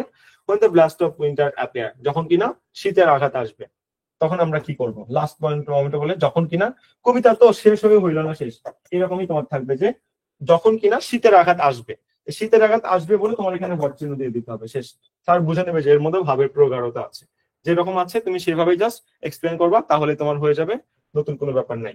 থার্ড লাইন হইলো or how shall we gather, কিভাবে আমরা অর্জন করব হোয়াট গ্রিভস ডেস্ট্রয়, যেটা হতাশাকে ধ্বংস করে ফেলে, ওই জিনিসটা আমরা কিভাবে অর্জন করব, কিভাবে আমরা অর্জন করব যা হতাশাকে ধ্বংস করে, এই হলো ব্যাপার, ঠিক আছে? ওকে, এইটা আপনার বলতেছে কিভাবে আমরা অর্জন করব যেটা হতাশাকে ধ্বংস করে, এটা হলো 3 নম্বর মিনিং। সামার ফ্রুটের লাইনটা একটু বলবেন, or the summer fruits appear, অথবা কিভাবে গ্রীষ্মকালে, ফ্রুটস মানে কি ফল, অ্যাপিয়ার মানে কি আসবে, ধরবে তো বলবেন না, আসবে বলবেন। অথবা কিভাবে গ্রীষ্মকালে ফল আসবে, এটা আর কি মিনিং, অথবা কিভাবে গ্রীষ্মকালে ফল আসবে। ওকে, মানে এটা একটা বাচ্চার কণ্ঠ থেকে তিনি বিভিন্ন কি বিভিন্ন তুলনার মাধ্যমে, উপমার মাধ্যমে, এক্সাম্পলের মাধ্যমে বোঝানোর চেষ্টা করছেন। এই হলো আপনার থিম, এর বাইরে এখানে আসলে কোনো কিছু নাই। এই তো, আশা করছি যে এই কবিতা আপনি জিনিসটা ধরতে পারছেন যে কবিতা আসলে এখানে কি বুঝাতে চাচ্ছে। নেক্সট আমরা একটু যাওয়ার চেষ্টা করি। চল, এই কবিতা এতটুকুই ছিল। কবিতা অনেক সুন্দরতম একটা কবিতা, আমার পছন্দনীয় একটা কবিতা, সো বেস্ট, আমার দেখা মনে হয় এটা আমার দেখা একটা বেস্ট কবিতা। ওকে, আশা করি এই কবিতাটা বুঝতে পারছেন। এই কবিতা লাস্টের লাইনটা একটু কঠিন, এখন এটা আমি একটা চিরন্তন বাস্তবতার কথা বলি। দেখেন, একটা বাচ্চাকে যদি আপনি ছেড়ে দেন, তখন তাকে পড়াশোনার চাপ দিচ্ছেন না, কিছু দিচ্ছেন না, তাহলে হয় সে একদম টপ ক্যালিবারের ভালো কিছু করবে লাইফে, অথবা সে সবচেয়ে বড় খারাপ একটা মানুষ হবে, দুটোর মধ্যে একটা হবে। কারণ হয় সে পজিটিভ দিকে যাবে, না হয় নেগেটিভ দিকে যাবে, সে কখনো মিডল দিকে থাকবে না আপনি যদি তাকে ছেড়ে দেন। তো আপনি আপনার বাচ্চার সাথে 10 মাস পেটে ধরে এত যত্ন রিস্ক নেবেন? নেবেন না তো। তো এই জন্য এক বাবা মা ছোটবেলা থেকে আমাদের পড়াশোনার উপর প্রেসার দেয়, যে বাবা তুমি পড়াশোনা করো, সমস্যা নাই, সমস্যা তো নাই, তোমার যদি কোনো এক্সট্রা ইচ্ছা থাকে, যেমন তুমি ড্রয়িং শিখবা, শিখো তুমি ড্রয়িং, বাট পড়াশোনার পাশাপাশি তুমি ড্রয়িং শিখো। ধরো একজন বড় হয়ে মিউজিশিয়ান হতে চায়, তো আমি পড়াশোনা করবো না, শুধু মিউজিশিয়ান হবো। এখন জানে যে ও যদি মিউজিশিয়ান হয়, ওর লাইফ হয় ধ্বংস হতে পারে, না হয় বেস্ট কিছু হতে পারে, বাট আমাদের বাবা মা কখনো রিস্ক নিতে চায় না। তাই বলে আগে পড়াশোনা করো, তারপর তুমি মিউজিক পাশাপাশি শিখো, এমন ব্যাপার স্যাপার বলে। যেমন গ্রামে আপনি বেশিরভাগ সময় দেখবেন যে চাকরি না পেলে বিয়ে করা যাবে না, বিজনেসকে তারা গুরুত্ব দেয় না, কারণ কি চাকরি সবসময় থাকবে, একটা মোটামুটি স্টেবল রিয়েল লাইফ, বিজনেসে আপস এন্ড ডাউন আছে, ধর আছে, অনেক কিছু আছে, অনেক ঝামেলা টামেলা আছে, ঠিক আছে, এই আর কি ব্যাপার। সো এই জন্য আসলে আমাদের বাবা মা আমাদের উপর একটা প্রেশার ক্রিয়েট করে। তো আমার আব্বা আম্মুর আমার প্রতি সেম এক্সপেকটেশন ছিল, ভাই তুমি পরীক্ষায় ফার্স্ট হও, তারপর তুমি যা ইচ্ছা করো, শেষ। এর চেয়ে বড় আর কোনো কাহিনী হতে পারে? এই আর কি ব্যাপার। তুমি আগে ফার্স্ট হও পরীক্ষায়, তারপর তুমি যা ইচ্ছা তাই করতে পারো। তো আমাকে এটা বলছিল, ঠিক আছে, ওকে। আমি পরীক্ষায় ফার্স্ট হয়ে তারপর আমি আমার যা লাগে আমি সব পড়ছি, কোনো সমস্যা নাই। এই পিডিএফ আপনার দিয়ে দেওয়া হবে, যখন দিয়ে দেওয়া হবে তখন আপনি এই জিনিসগুলো নোট করে দিবেন, জন্ম মৃত্যু সবগুলো এখানে দেওয়া আছে, ঠিক আছে, ওকে। চলুন আমরা নেক্সট পয়েন্টে চলে আসি। এটা আমার দেখা সবচেয়ে প্রিয়তম একটা কবিতা। আমার মনে হয় এর চেয়ে সুন্দরতম কবিতা পৃথিবীতে হইতে পারে না। একটা বাবা তার সন্তানের প্রতি কতটা মানে অমায়িক ভালোবাসা থাকতে পারে, যা আপনি এই কবিতার মাধ্যমে বুঝতে পারবেন। কিভাবে আমরা একটু দেখি। আমার সবচেয়ে প্রিয়তম একটা কবিতা, ওকে।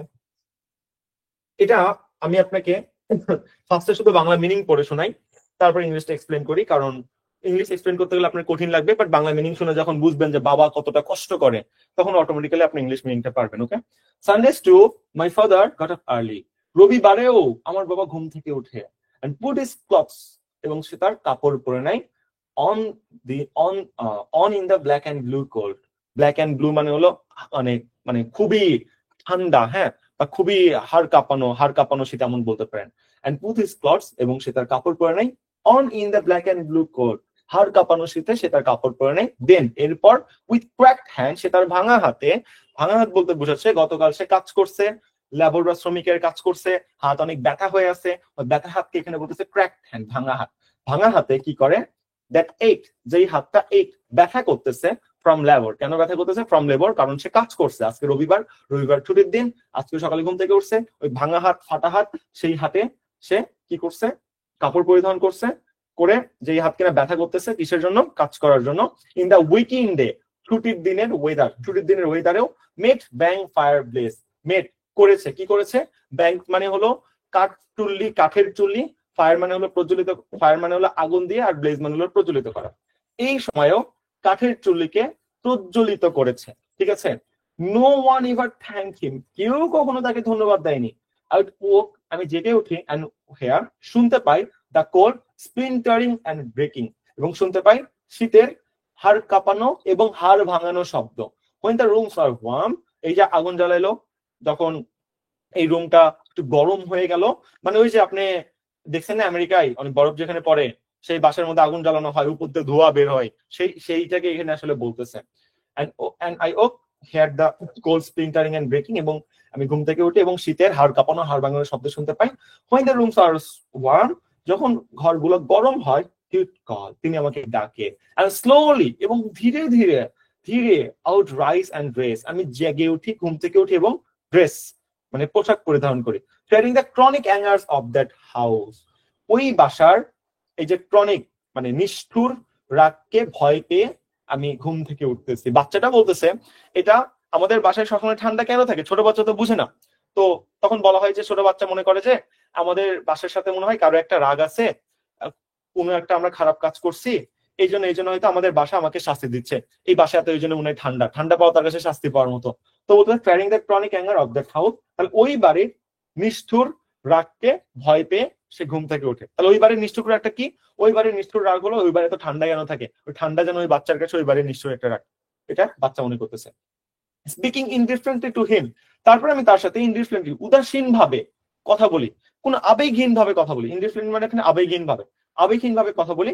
হু are driven out the cold, যে কিনা এই শীত ঠান্ডাকে বিতাড়িত করেছে। তারপর কি, and polish my good shoes as well, এবং আমার জুতা পলিশ করে দিয়েছে খুব সুন্দর ভাবে। হোয়াট ডিড আই নো, এই দুটো লাইন হলো সবচেয়ে বড় সৌন্দর্য। হোয়াট ডিড আই নো, আমি কি জানতাম, হোয়াট ডিড আই নো, আমি কি জানতাম, অফ লাভস অ্যাস্টেয়ার, ভালোবাসার, এখানে অস্ট্রেয়ার মানে কি বলবেন, হ্যাঁ অস্ট্রেয়ার মানে ত্যাগ, ভালোবাসার ত্যাগ, and lonely offices, lonely offices মানে হলো নিঃসঙ্গ দায়িত্ব বা একাকী দায়িত্ব। আমি কি জানতাম ভালোবাসার ত্যাগ এবং নিঃসঙ্গ দায়িত্ব সম্পর্কে, কবি লাস্টে সেটা বলতেছে। তার মানে কি, জাস্ট ফিল করেন বাবা সারাদিন কাজ করছে, লেবারের কাজ করে, হাত ফাটা ভাঙা হাত, ওইটা নিয়ে উইকেন্ডে তার ছুটির দিনেও ঘুম থেকে উঠছে, উঠে ছেলেকে ড্রেস পরাইছে, স্কুলে পাঠাইছে, জুতা পলিশ করে দিছে। তাহলে একটা বাবা তার সন্তানকে কতটা ভালোবাসলে এই কাজ করতে পারে। তিনি এটাই বলতেছে যে হোয়াট ডিড আই নো, আমি কি জানতাম, what did I know of, আমি কি জানতাম, লাভ অস্ট্রিয়ার, ভালোবাসার ত্যাগ, অ্যান্ড লনলি অফিসেস, অফিসেস মানে এখানে অফিস না ভাই, অফিসেস মানে হলো তোমার দায়িত্ব, আর লনলি মানে হলো একাকী, লনলি মানে একাকী বা নিঃসঙ্গ। আমি কি জানতাম, আমি কি জানতাম ভালোবাসার ত্যাগ এবং নিঃসঙ্গ দায়িত্ব সম্পর্কে। নিঃসঙ্গ দায়িত্ব মানে একটা জিনিস খেয়াল করবেন, আপনি যদি গ্রামে থাকেন খেয়াল করবেন, রাত 12টার পর পিঠা ভাজা হয় গ্রামে, বুঝছেন? ওই টাইমে আপনি কিন্তু শীতের মধ্যে একদম লেপের মধ্যে যে ঘুমাচ্ছেন, আপনার মা কি করে? আপনার মা কিন্তু ঠিক একা একা বসে রাত 3টা থেকে 4টা পর্যন্ত কাঁপতে কাঁপতে পিঠা বানায়। সকালে উঠে সে দুধ পিঠা বা চিতই পিঠা বা সামথিং পুলি পিঠা আপনি খাচ্ছেন, তাই না? বা আপনার মা, আপনি বলছেন আম্মা আমাকে সকালে ডাক দিয়ে দিও, তিনি সকাল 7টায় ঘুম থেকে উঠে কাঁপতে কাঁপতে আপনার জন্য রান্না বান্না করে মুখের সামনে দিল, আপনি খেয়ে তা উঠতেছেন না। দ্যাটস দ্য ফিলিংস যে লনলি অফিসেস। এটাই কবি রবার্ট হাইডেন দোজ উইন্টার্স ডেজ, ওই উইন্টার সানডেজ, রবিবারের শীতের সকালকে সকালের মাধ্যমে বুঝাতে চাচ্ছে। তার বাবার, একটা বাবার কিরকম দায়িত্ব থাকে, যার আসলে বাবা নাই বা বাবা মারা গেছে, আমি দোয়া করি বাবা অবশ্যই জান্নাতের সর্বোচ্চ স্তরে বা সব জান্নাতুল ফেরদৌস আল্লাহ তাকে নসিব করুক। এবং যাদের বাবা নাই একমাত্র তারাই বুঝতে পারে যে বাবা না থাকার কষ্টটা কি, কতটা কষ্ট হইতে পারে। একটা বাবার নিঃসঙ্গ দায়িত্ব দোজ উইন্টার ডেজ এই কবিতার মাধ্যমে এক্সপ্লেন করা হয়েছে। করা পয়েন্ট। চলেন আমরা তাহলে এখন নতুন করে মিনিং সহ একটু বোঝার চেষ্টা করি, ঠিক আছে? এখন একটু লিখে নেন। সানডে স্টিউ, রবিবারেও my father got up early, আমার বাবা দ্রুত ঘুম থেকে ওঠে। রবিবার তো ছুটির দিন, কেন ঘুম থেকে উঠবে, এটা আর কি বলতেছে। তারপর এন্ড পুট হিজ ক্লথস, এবং তিনি তার, সে না বলে তিনি বলেন, সম্মান দেন একটু বাবা না, তিনি তার কাপড় পরিধারণ করেন। On this black and blue cold, এই কেমন ঠান্ডার মাঝখানে, ব্ল্যাক অ্যান্ড ব্লু মানে হলো নির্দয় ঠান্ডা, নির্দয় হলো ঠান্ডা বলবেন, ভয়ঙ্কর, ব্ল্যাক অ্যান্ড ব্লু ভয়ঙ্কর বলেন, ভয়ানক ঠান্ডা বলেন, তাহলে মানাবে, ঠিক আছে? ভয়ানক ঠান্ডা, ভয়ানক ঠান্ডা। ওকে, তো বলেন এন্ড পুট হিজ ক্লথস, এবং তার কাপড় পরিধান করে, on in the black and blue cold, এই ভয়ানক ঠান্ডার মধ্যে সে তার কাপড় পরিধান করে। দেন তারপর কি করলো, উইথ ক্র্যাকড হ্যান্ড, তার ভাঙা হাতে, ভাঙা হাত মানে ভাই তার হাত ভেঙে গেছে এমন কিন্তু না, ঠিক আছে? হাত কিন্তু ভেঙে যায়নি। ভাঙা হাত মানে আমি সারাদিন ইটের কাজ করছি, আমার হাত থেতলে গেছে ভাই, হাতে প্রচুর ব্যথা, ওই ওই ব্যথা ব্যথা পাওয়া হাতকে ভাঙা হাত বলা হচ্ছে, ঠিক আছে? তাহলে ক্র্যাকড হ্যান্ড মানে কি, ভাঙা হাত, বুঝছো? ভাঙা হাত, ঠিক আছে? দেন উইথ ক্র্যাকড হ্যান্ড, এবং ভাঙা হাতে, দ্যাট এইট, যেই হাত, এইট, এইট মানে হলো ব্যথা করতেছে, ব্যথা করা, ব্যথা পাওয়া, যেই হাত ব্যথা করতেছে, দ্যাট এইট, যেই হাত ব্যথা করতেছে, কিসের জন্য ব্যথা করতেছে? ফ্রম লেবার, লেবার কাজ করার জন্য, শ্রমিকের কাজ করার জন্য, তো কাজের জন্য, শুধু লেখো কাজের জন্য, যেই হাত ব্যথা করতেছে কাজ করার জন্য, যেই হাত ব্যথা করতেছে, ঠিক আছে? ইন দা উইকেন্ড ওয়েদার, কাজ করার জন্য যে হাত ব্যথা করতেছে, এটা একটা এক্সাম্পল দিল, অ্যাপোজিশন দিল তার বাবা সম্পর্কে, ঠিক আছে? এই তার 25 ক্লথ, তার সম্পর্কে এত কিছু অ্যাপোজিশন দিল যে ব্ল্যাক এন্ড ব্লু ভয়ানক ঠান্ডার মধ্যে উঠছে, হাত ভাঙা হাতে, যে হাত ব্যথা করতেছে কাজ করার জন্য। তো কি করলো, ইন দা উইকডে, উইকডে মানে ছুটির দিন, ছুটির, ইন দা উইকডে ওয়েদার, ছুটির দিনের আবহাওয়াতেও, ছুটির দিনের আবহাওয়া বলতে তার ঘুমের ওয়েদার হবে, সেদিন সে প্রচুর ঘুমাবে, এরকম বোঝাচ্ছে না? এই আর কি ব্যাপার, ঠিক আছে?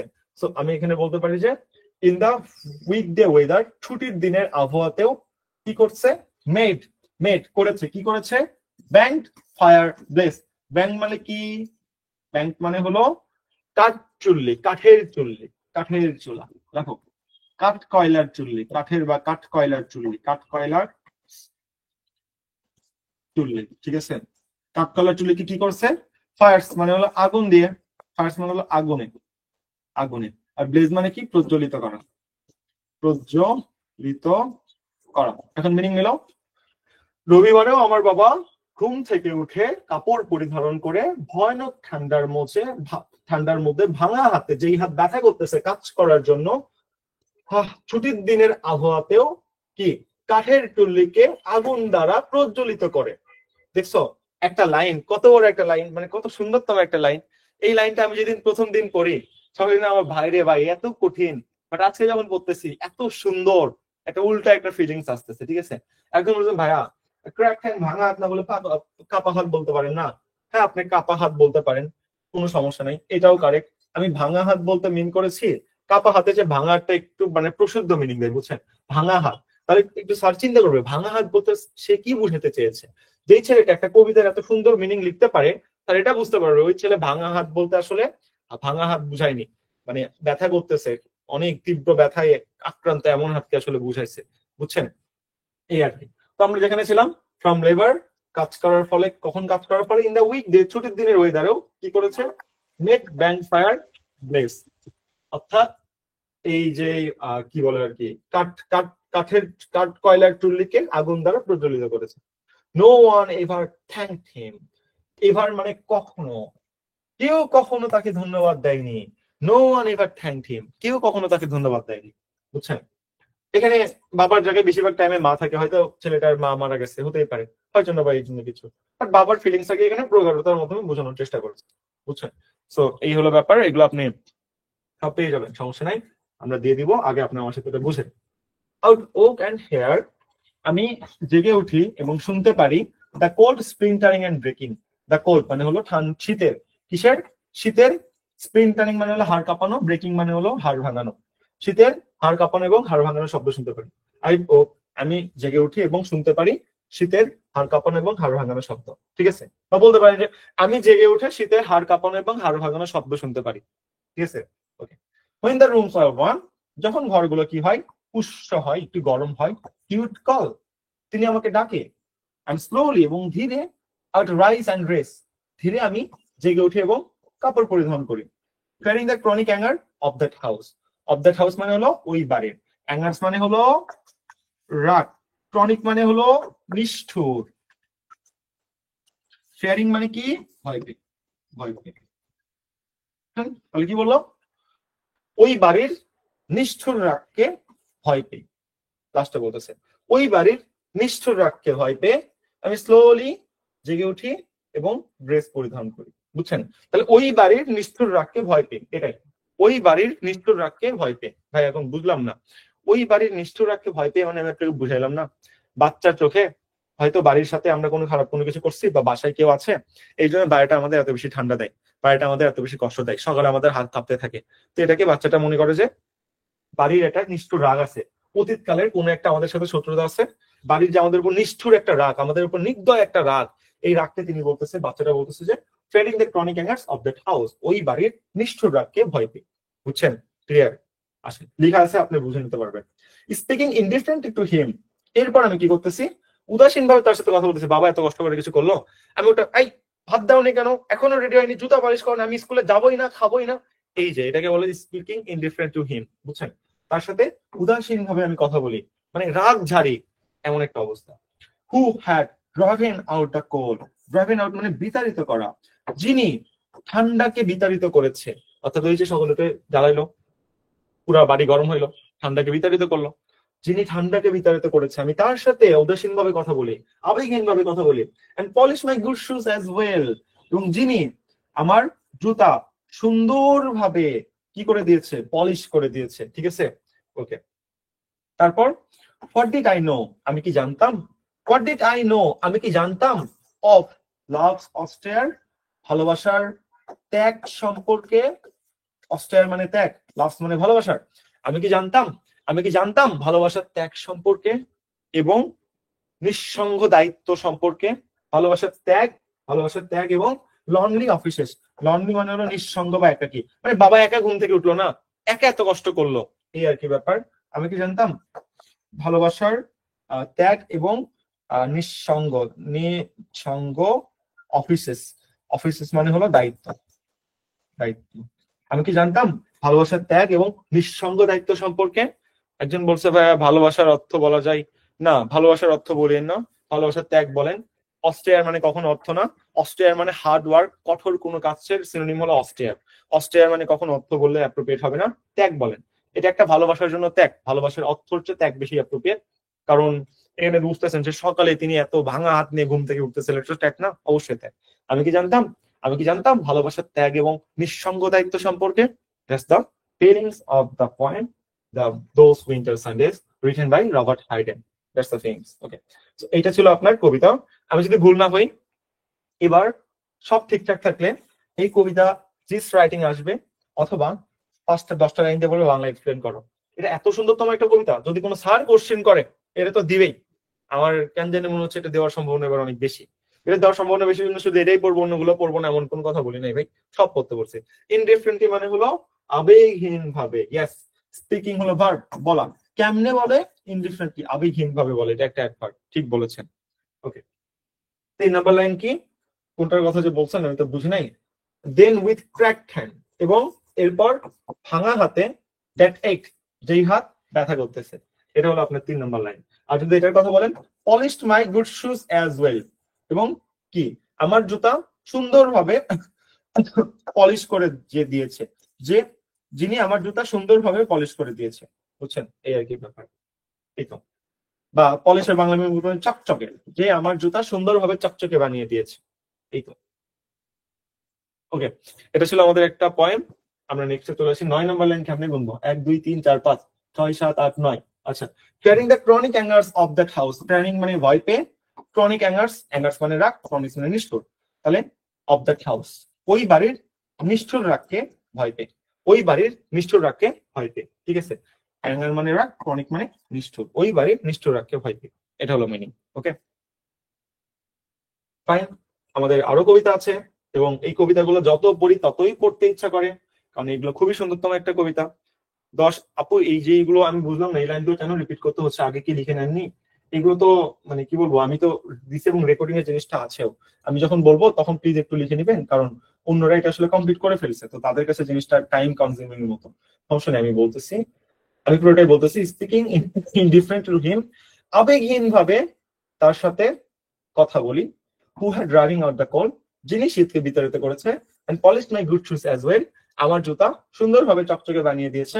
হোয়াট ইট আই নো, আমি কি জানতাম? What it I know of, আমি কি জানতাম? লাভ অস্ট্রেয়ার, ভালোবাসার ত্যাগ, এন্ড লনলি অফিসেস, নিঃসঙ্গ দায়িত্ব সম্পর্কে। আমি কি জানতাম? আমি কি জানতাম ভালোবাসার ত্যাগ এবং নিঃসঙ্গ দায়িত্ব সম্পর্কে। এটা আর কি বলার চেষ্টা করছে এই কবিতায়। বুঝছেন? ওকে, বাকিটা রেকর্ডিং এ থাকবে। আমি সেম লাইন 4 5 বার করে এক্সপ্লেন করছি। বুঝছেন? মায়া অ্যাঙ্গেলোর লেখা সুন্দর একটা কবিতা, ক্রুয়েলটিস অফ কনফ্লিক্ট। ঠিক আছে, খুবই খুবই সুন্দরতম একটা কবিতা। এই কবিতায় কি বুঝাতে চেয়েছে এটা আগে আমি বলি, তাহলে আপনার ভালো লাগবে আগে পড়তে। এখানে তিনি বুঝাতে চাইছে যে মানুষ যেমনই হোক, মানুষ কখনো একা বসবাস করতে পারবে না। ঠিক আছে, আপনার কোটি টাকা থাকতে পারে, আপনি গরিব হইতে পারেন, আপনি গরিব হইলেও আপনি একা একা বসবাস করতে পারবেন না। আপনার কোটি টাকা থাকলেও আপনি একা একা বসবাস করতে পারবেন না। টাকা দিয়ে সবকিছু কেনা যায় না। তুমি যদি একা একা বসবাস করো, তোমার মধ্যে কোনো শান্তির পরিস্ফুটন কাজ করবে না। মানুষ কখনো একা একা বসবাস করতে পারে না। মানুষ ভালো পরিবেশে একা একা বসবাস করতে পারে না, খারাপ পরিবেশে একা একা বসবাস করতে পারে না। মানুষ সবসময় ইউনিটি ভাবে বসবাস করে। আর যখন মানুষ ইউনিটি ভাবে বসবাস করবে, একে অপরের প্রতি সহানুভূতিশীল হবে, ধনীরা গরিবের সাথে ভালো আচরণ করবে, তখনই কেবলমাত্র সুন্দর একটা পৃথিবী গঠন করা সম্ভব। এটাই মায়া অ্যাঙ্গেলো তার কবিতার মাধ্যমে প্রকাশ করার চেষ্টা করেছে। আমি একটা থিম বললাম। ঠিক আছে, তাহলে আমরা এখন দিই তিনি কি বলতেছে।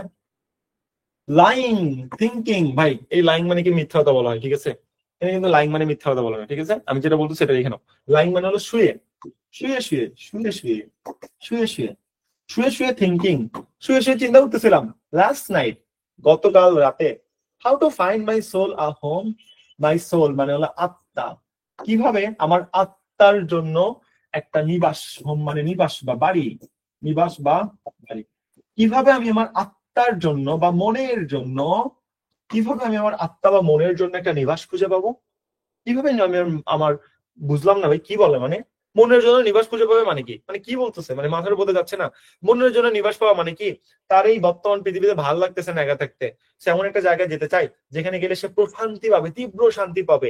এটারে বলতেছে সে মনের জন্য নিবাস খুঁজে পাওয়া। How to find my soul a home, কিভাবে আমি আমার মনের জন্য নিবাস খুঁজে পাবো? হয় ওয়াটার ইজ নট থার্স্টি, যেখানে পানি তৃষ্ণার্ত নয়। পানি তৃষ্ণার্ত নয় মানে কি? যেখানে অসমতা নাই। গরিবরা শীতে কাঁপতেছে, তুমি মিয়া বড়লোক মানে কি করতেছো? টাকা অপচয় করতেছো, কাইন্ড অফ এরকম হতে পারে। বুঝছো? তো what water is not thirsty, যেখানে পানি কেমন নয়? তৃষ্ণার্ত নয়। Bread loves is not stone, রুটির টুকরা ইজ নট স্টোন, রুটির টুকরা পাথর নয়। রুটির টুকরা পাথর নয় দ্বারা কি বোঝানো হয়েছে? মানে একটা রুটি কিনে খাওয়ার মতো সামর্থ্য গরিবদের নাই, তাহলে রুটির টুকরা তাদের জন্য পাথর না, তাদের গলাতে নামতেছে না। বা মানে বড় লোকরা খাচ্ছে ধরো অনেক কিছু, আর গরিবরা শক্ত ঠকঠকা রুটি খাচ্ছে। মানে একটা বৈষম্যর গান এখানে, বা বৈষম্যর কথাবার্তা এখানে বলা হয়েছে, আর কিছু না। ঠিক আছে, মানে এই দুটো লাইনই বৈষম্য, বৈষম্যর জন্য তিনি এই কথাগুলো বলতেছে। And bread loaves not stone, যেখানে রুটির টুকরা পাথর নয়। I came up with one thing, আমি তারপর বুঝতে পারলাম। I came up with, came up with মানে হলো অনুধাবন করা বা বুঝতে পারা। ঠিক আছে, অনুধাবন করা বা বুঝতে পারা, লিখে নাও। কেম আপ উইথ মানে অনুধাবন করা বা বুঝতে পারা। I came up with one thing, আমি একটা জিনিস বুঝতে পারলাম, কেম আপ উইথ মানে কি বলতে পারো, সিদ্ধান্তে উপনীত হওয়া। অনেক মিনিং হয় ভাই, সিদ্ধান্তে উপনীত হওয়া, উপনীত হওয়া, ঠিক আছে। I came up with one thing, আমি একটা সিদ্ধান্তে উপনীত হইলাম, and I don't believe I'm wrong, এবং আমার মনে এবং আমি বিশ্বাস করি না যে আমি ভুল, তার মানে কি আমি সঠিক। আমি সঠিককে ঘুরায় বললাম যে, এবং আমি বিশ্বাস করি না যে আমি ভুল চিন্তা ভাবনা করতেছি, তার মানে কি আমি সঠিক চিন্তা ভাবনা করতেছি, ঘুরাই বলছে। and I don't believe I'm wrong, এবং আমি বিশ্বাস করি না যে আমি ভুল চিন্তা ভাবনা করতেছি। কোন চিন্তা ভাবনা বলতেছে যে দ্যাট, যে দেখো বাবা, নোবডি কেউ না, but nobody can make it out here alone, অর্থাৎ দ্যাট যে আমি এই চিন্তা মনে হয় না আমি ভুল চিন্তা করতেছি যে nobody, but nobody can make it out here alone. Nobody মানে হলো কেউ না, নোবডি মানে কি কেউ না, but nobody can make it out here alone, একটুকের বাংলা মিনিং কি, কেউ একা একা বসবাস করতে পারে না। বুঝলাম এটুকুর মিনিং কি বলতো, but nobody can make it out here alone, একটুকের বাংলা মিনিং কি, কেউ একা একা বসবাস করতে পারে না। প্রথম নোবডির মিনিং কি, কেউ না, ঠিক আছে। আমি একটা সিদ্ধান্ত উপনীত হলাম যে কেউ না, তারপর কেউ না, শেষ, কেউ একা একা বসবাস করতে পারে না, বুঝছো। তাহলে তিনি কি বলতেছে, আমি রিপিট করতেছি, লাইং থিঙ্কিং লাস্ট নাইট, গতকাল রাতে শুয়ে শুয়ে চিন্তা করতেছিলাম, কি চিন্তা করতেছিলাম, how to find my soul a home, কিভাবে আমার মনের জন্য একটা নিবাস খুঁজে পাবো, আর water is not frost free, যেখানে পানি তৃষ্ণার্ত নয়, bread loves is not stone, রুটির টুকরা পাথর নয়, and I came up with one thing, আমি একটা সিদ্ধান্ত উপনীত হইলাম, এন্ড আই ডোন্ট বিলিভ, এবং আমার মনে হচ্ছে না আমি, এবং আমি বিশ্বাস করি না আমি রং, বিশ্বাস করি না যে আমি ভুল, দ্যাট যে নোবডি কেউ না, but nobody can make it out alone, কেউ একা একা বসবাস করতে পারে না। মানে তিনি প্রথমে বলতেছে আমার এগুলো পৃথিবীতে ভালো লাগতেছে না ভাই, আমি একা কোথাও যাবো, যে বসবাস করবো এই সেই। তারপর তিনি লাস্টে এসে বললো দেখো সব তো বুঝলাম, এত কষ্ট এই সেই, কিন্তু আমি মনে লাস্টে চিন্তা ভাবনা করে একটা জিনিস বের করলাম যে না, মানুষ একা একা বসবাস করতে পারবে না, যত কষ্ট নষ্ট হোক এই পৃথিবীর মধ্যে থাকতে হবে, কিন্তু তাদের মিলেমিশে থাকতে হবে, ধনী গরিব একত্রে থাকতে হবে, ওতপ্রোত ভাবে থাকতে হবে। তিনি এই সিদ্ধান্ত এখানে দেওয়ার চেষ্টা করতেছেন, বুঝছেন এটা আর কি বলতেছে। তাহলে এই লাইনটা বুঝতে কিন্তু আপনার কষ্ট হবে, কোনো বই আপনি এই লাইন মিলাতে পারবেন না। হ্যাঁ, দ্যাট যে নোবডি কেউ না, শুধু এটুকুর মিনিং কি, কেউ না, আর but nobody can make it out alone মানে কি, কেউ একা একা বসবাস করতে পারে না। এই লাইন কিন্তু কেউ মিলাইতে পারে না, খুবই টাফ। এই লাইন যদি আপনি বইয়ের মতো করে লেখেন আপনি কিন্তু মার্ক পাবেন না। স্যার এখানে আপনার দেখবে না যে আপনি বই থেকে কপি ট্রান্সলেশন লিখছেন কিনা, রাইট। হাবিব টিচার তোমাকে দেখবে আবেগের পরে স্টুডেন্ট ঘটাতে পারছো কিনা, কারণ উনি আবেগ আবেগ চাই, তোমার থেকে কপি জিনিস চাই না। তো আমি যেটা বলতেছি সেটা লিখে নাও, হাইস্ট মার্ক পাবা, অথবা মার্ক কম পাবা, বুঝছো।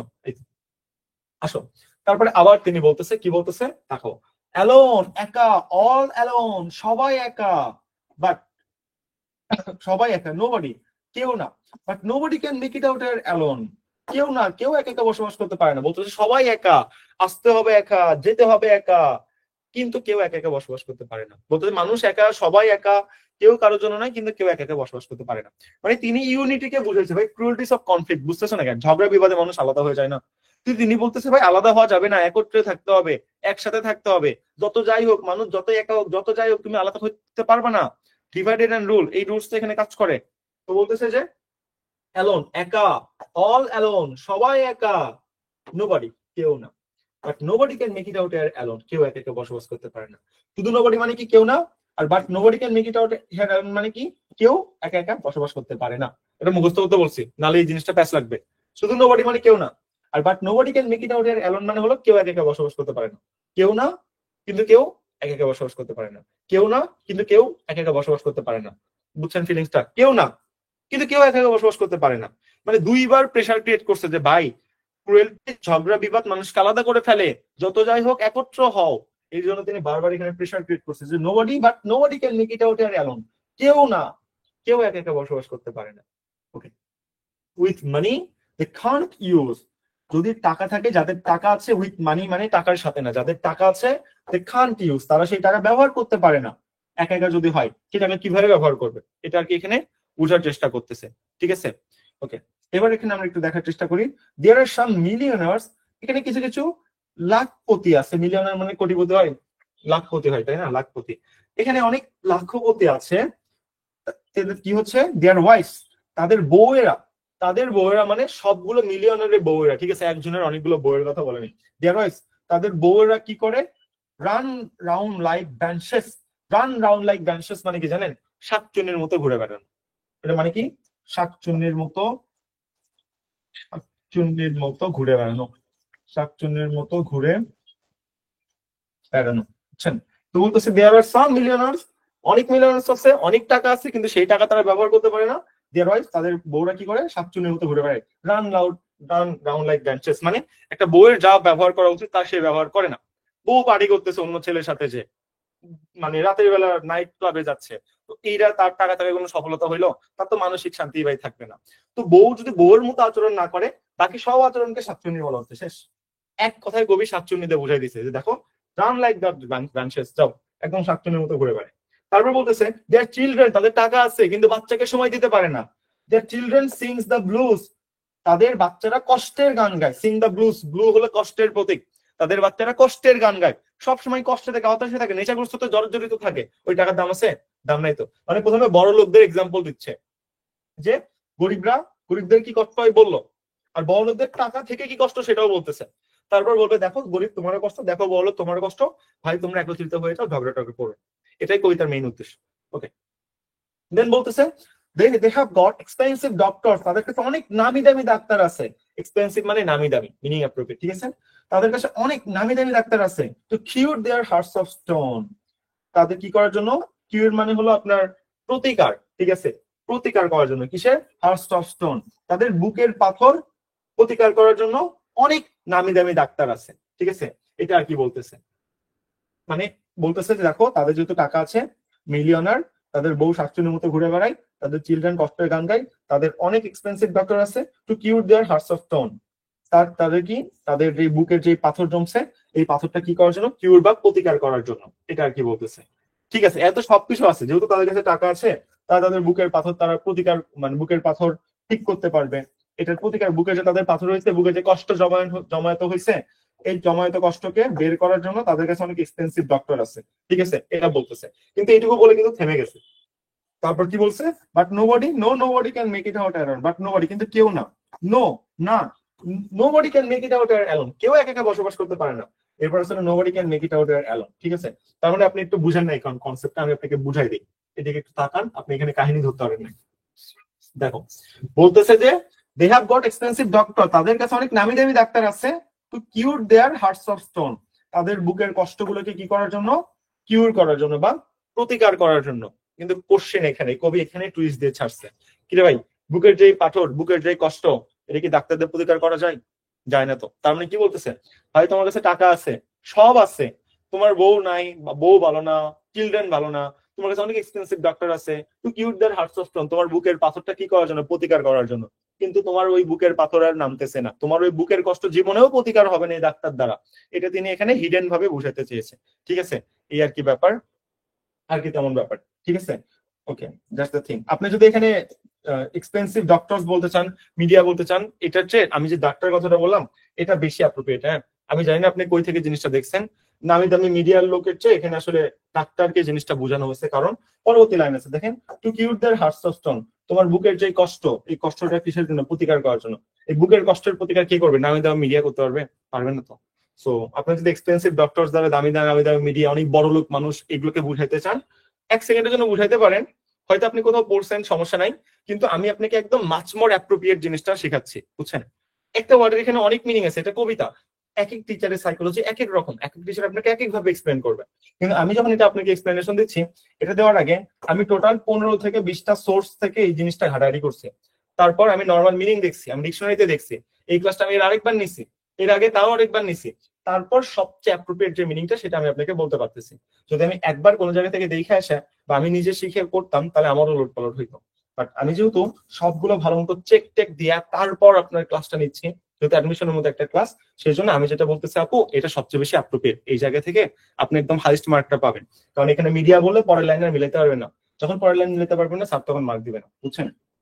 এটাই বলতেছে যে to cure their hearts of stone, তাদের বুকের পাথর কি করার জন্য? কিউর বা প্রতিকার করার জন্য অনেক নামি দামি ডাক্তার আছে। ওয়েট ওয়েট ওয়েট, নামি দামি ডাক্তারকে বুকের পাথর আর প্রতিকার করতে পারে? পারে না, পারে না। তার মানে কবি এখানে বুঝাচ্ছে দেখো, তোমার টাকা আছে, সবকিছু আছে, ডাক্তার আছে, বুকের পাথর প্রতিকার করার জন্য, কিন্তু বুকের পাথর আর প্রতিকার হচ্ছে না ব্রো, এটা আর হচ্ছে না, এই আর কি ব্যাপার। ওকে, তারপর তিনি বলতেছে যে দেখো, বাট কিন্তু, যত যাই বলো ভাই, কিন্তু নোবডি, কেউ না, নো, না, nobody can make it out alone, কেউ একা একা বসবাস করতে পারে না। সবাই মানুষ একা একা বসবাস করতে পারে না, এটাই তিনি বোঝানোর চেষ্টা করছে যে nobody can make it out here alone. দেখছো? তারপর কি বলতেছে তিনি, আবার বলতেছে অ্যালোন, একা, অল অ্যালোন, সবাই একা, নোবডি, কেউ না, but nobody can make it out here alone, কেউ একা একা বসবাস করতে পারে না। এই লাইনের মাধ্যমে বুঝেছে দেখো গরিবেরও কষ্ট, দেখো বড়লোক তোমারও কষ্ট, তোমরা মিলেমিশে থাকো, মিলেমিশে থাকা কনফ্লিক্ট বাদ দাও, বাদ দিয়ে সহমর্মিতার সম্পর্ক গড়ে তোলো, এটা তিনি আর কি বলতেছে। ঠিক আছে, এখন তিনি এটা সমাধান দিবে। গরিবের কষ্ট বললো, বড়লোকের কষ্ট বললো, এটা সমাধানটা কি? সমাধান দিবে, দেখেন বলছে now if you listen closely, যদি তুমি ক্লোজলি একটু, ইফ ইউ যদি তুমি শুনতে চাও, কি যদি ইফ ইউ লিসেন যদি তুমি শুনতে চাও, ক্লোজলি একটু এগিয়ে আসো, যদি তুমি শুনতে চাও ক্লোজলি, তুমি তুমি যদি একটু এগিয়ে এসে শুনতে চাও, এটা মিনিং হলো যে ইফ ইউ লিসেন ক্লোজলি, যদি তুমি একটু এগিয়ে এসে শুনতে চাও, তার মানে কি তুমি যদি শোনার আগ্রহ প্রকাশ করো। ইফ ইউ লিসেন ক্লোজলি, যদি তুমি শোনার আগ্রহ প্রকাশ করো, তাহলে মিনিং কি দাঁড়াইলো? যদি তুমি শোনার আগ্রহ প্রকাশ করো, যদি তুমি শোনার আগ্রহ প্রকাশ করো, আই টেল ইউ, আমি তোমাকে বলবো, হোয়াট আই নো, যেটা আমি জানি। তাহলে আমি তোমাকে সমাধানটা বলবো, আই টেল ইউ, আমি তোমাকে বলবো হোয়াট আই নো, আমি তোমাকে বলবো যেটা আমি জানি। আমি কি জানি? Sturm clouds are gathering. Sturm মানে কি? ঝড়োয়া, ঝড়োয়া বা ঝড়ে, ঝড়োয়া। ক্লাউডস মানে কি? মেঘ। ঝড়োয়া মেঘগুলো কি হচ্ছে? আর গ্যাদারিং, একত্রিত হচ্ছে।